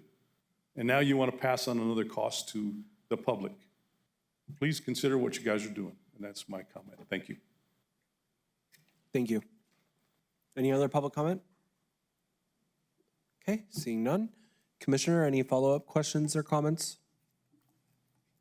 Seeing none. Brandy? Commissioner Gameros? Yes. Commissioner Reynolds? Yes. Commissioner Sanchez? Yes. Vice Chair Chaparro? Yes. Chair Shaljo Hernandez. Yes, motion carries. Resolution's approved.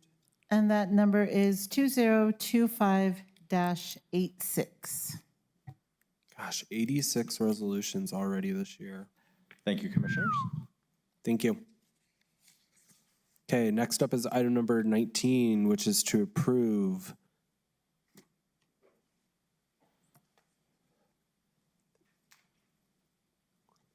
ThyssenKrupp. One more time. ThyssenKrupp. What? Thyssen. We actually have company representatives in the audience. ThyssenKrupp. Okay, to approve ThyssenKrupp materials in a Local Economic Development Act, a LEDA project ordinance for an award up to $500,000. Commissioners? So moved. I'd like to say this is a great. And Hold on, we have a motion and I'll second. thank you. Sorry. Like that. Now go. Yeah, you know, I'd like to say, firstly, I am so sorry I didn't notice that we should have moved this up on the agenda, and you guys have been so patiently waiting all morning. Thank you, and I am so sorry. We can normally knock these things out in about 3 minutes. I don't know why somebody didn't notice to put it up further on, move it up on the agenda. Well, let's say 10 minutes. All right, 10 minutes, come on. Well, we're going to have to bring forth the resolution to change up the agenda anyway because of the last two resolutions ago. So maybe we'll put hearings and ordinances after consent. But thank you for your Calm patience. down. That was a thought. Okay. But honestly, thank you for sticking it out, gentlemen. Denise, welcome. Thank you. I stand for questions. I do want to acknowledge our community partners in the audience, New Mexico Economic Development Department, Mavita, and 2 representatives from the company that, yes, they stayed with us through the entire meeting. Perfect. Well, gentlemen, you're here. You came all this way. Would you like to say anything? If not, we can get you out of here really quick. Okay. I was like, you have options here. Okay, commissioners, any comments, questions, or concerns? Decent crop. Mr. Chairman, Yes. I just want to say, I'm excited for the operations here in Doña County, and so grateful that you all have chosen Southern Doña County for your location. So thank you so much. Yes, thank you. We're great. We're amazing. Who wouldn't want to be here? Okay, cool. Anything else, commissioners? Seeing none, any public comment for or against? I just have a question. Yes. This does not require swearing in, does it? No, it's not a hearing. It's just to approve the That's what I thought. ordinance for LEDA, the LEDA project. Correct. I could swear everyone in as soon as they come in this door, actually, if you think about it. Maybe I should just start doing that. Maybe I should. Okay, Brandy, take it away. I know. Commissioner Gameros? Yes. Commissioner Reynolds? Yes. Commissioner Sanchez? Yes. Vice Chair Chaparro? Yes. Chair Shal Jordan. Yes. Motion carries. LEDA project's approved. Congratulations. That does have a resolution number. You got it. Sorry to interrupt. That number is going to be 366-2025. Awesome. Thank you. Thank you guys Thank you for hanging with us. coming. I know you were here for the rest of the meeting, and you just, this last part was Oh. just thought, afterthought, but. It's not a resolution, Brandy. It's an ordinance. So it needs an ordinance number. It was an ordinance number. That was the ordinance number. Oh, you said resolution. Yeah, I apologize. Okay, I'll take it. Ordinance number. Yeah, It's okay. 366 Thank you for apologizing, Gloria. 366-2025 is an ordinance number. I'd be like, Okay, with that, commission follow-up input. Okay, I have a couple things I want to state. So there's been a couple community watch posts online on Facebook about federal ICE agents going into our communities. I do want to make note that in the southern part of the county, we have now put in English and Spanish Know Your Rights signs on the community. What am I looking for? Community centers, yes, and also on billboards, not billboards, market boards, marquee board, pin, oh my God, there's a name for these. Community boards, thank you. So those are out there. There's also some right here. I probably should have said that before everyone came up for public comments so they could have taken them. That's why I put them there.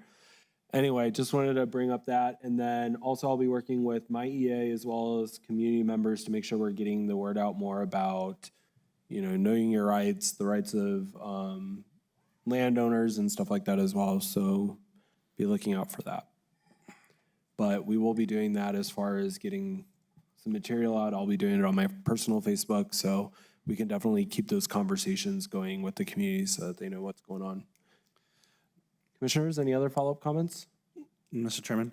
Yes. I think the only thing I'll note in addition to that is just recognizing the previous Safe Communities ordinance that we had previously passed, or not us, but previous commission had passed and is still in policy for us in Doña County, and specifically not allowing the use of our funding for immigration enforcement, nor the requirement or the ability for any county employee to request immigration status. The second thing, I'm hoping I will connect with our management team as well as with our Sunny 505 team. That way we can start hopefully having setting up some meetings in my district. I know there's going to be a big push regarding the GO bond. My hope is that I can, even if it's not, I would love to attend where I can and make it maybe a joint constituent / GO bond meeting information. But with the upcoming events in the area, I anticipate more people driving into the Hatch area, it might be an opportunity that maybe we can partner with some local businesses that maybe we set up a a table or have some sort of outreach being visible. That way people know they can come and ask questions about the GO bond, what's to be included, get their feedback, give their input, and make sure we're visible and actively working to try to get as much input as we can from the community. Awesome.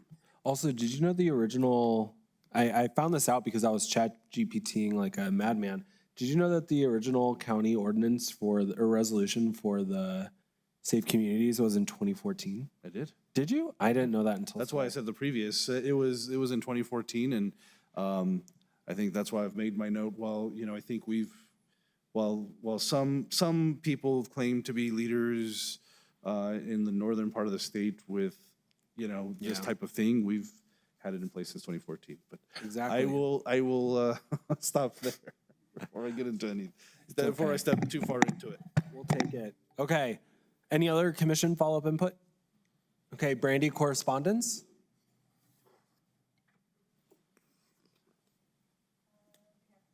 We have two, sorry.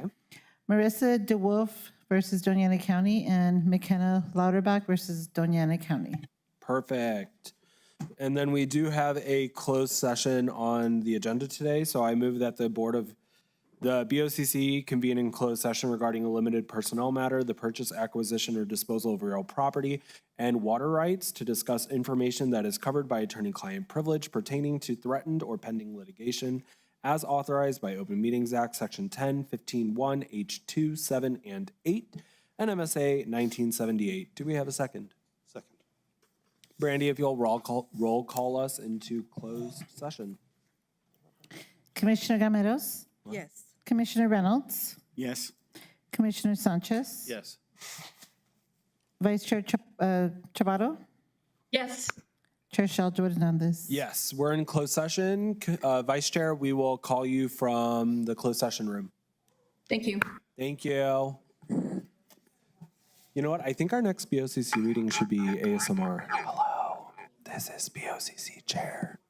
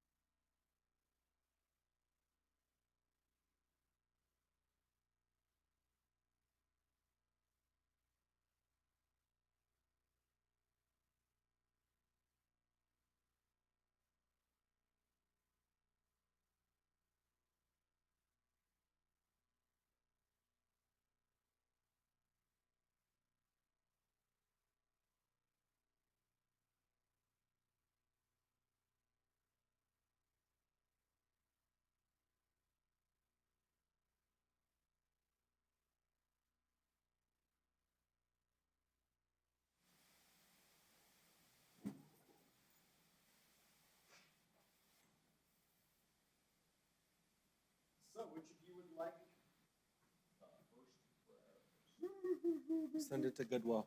Yeah, that's what I say too. Okay.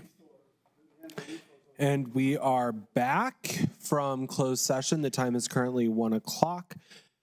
Let the record reflect that nothing was discussed in closed session other than the items mentioned in the original motion that put us into closed session. And with that being said, it's 1 o'clock and our meeting is adjourned. Thank you so much for tuning in. Bye-bye.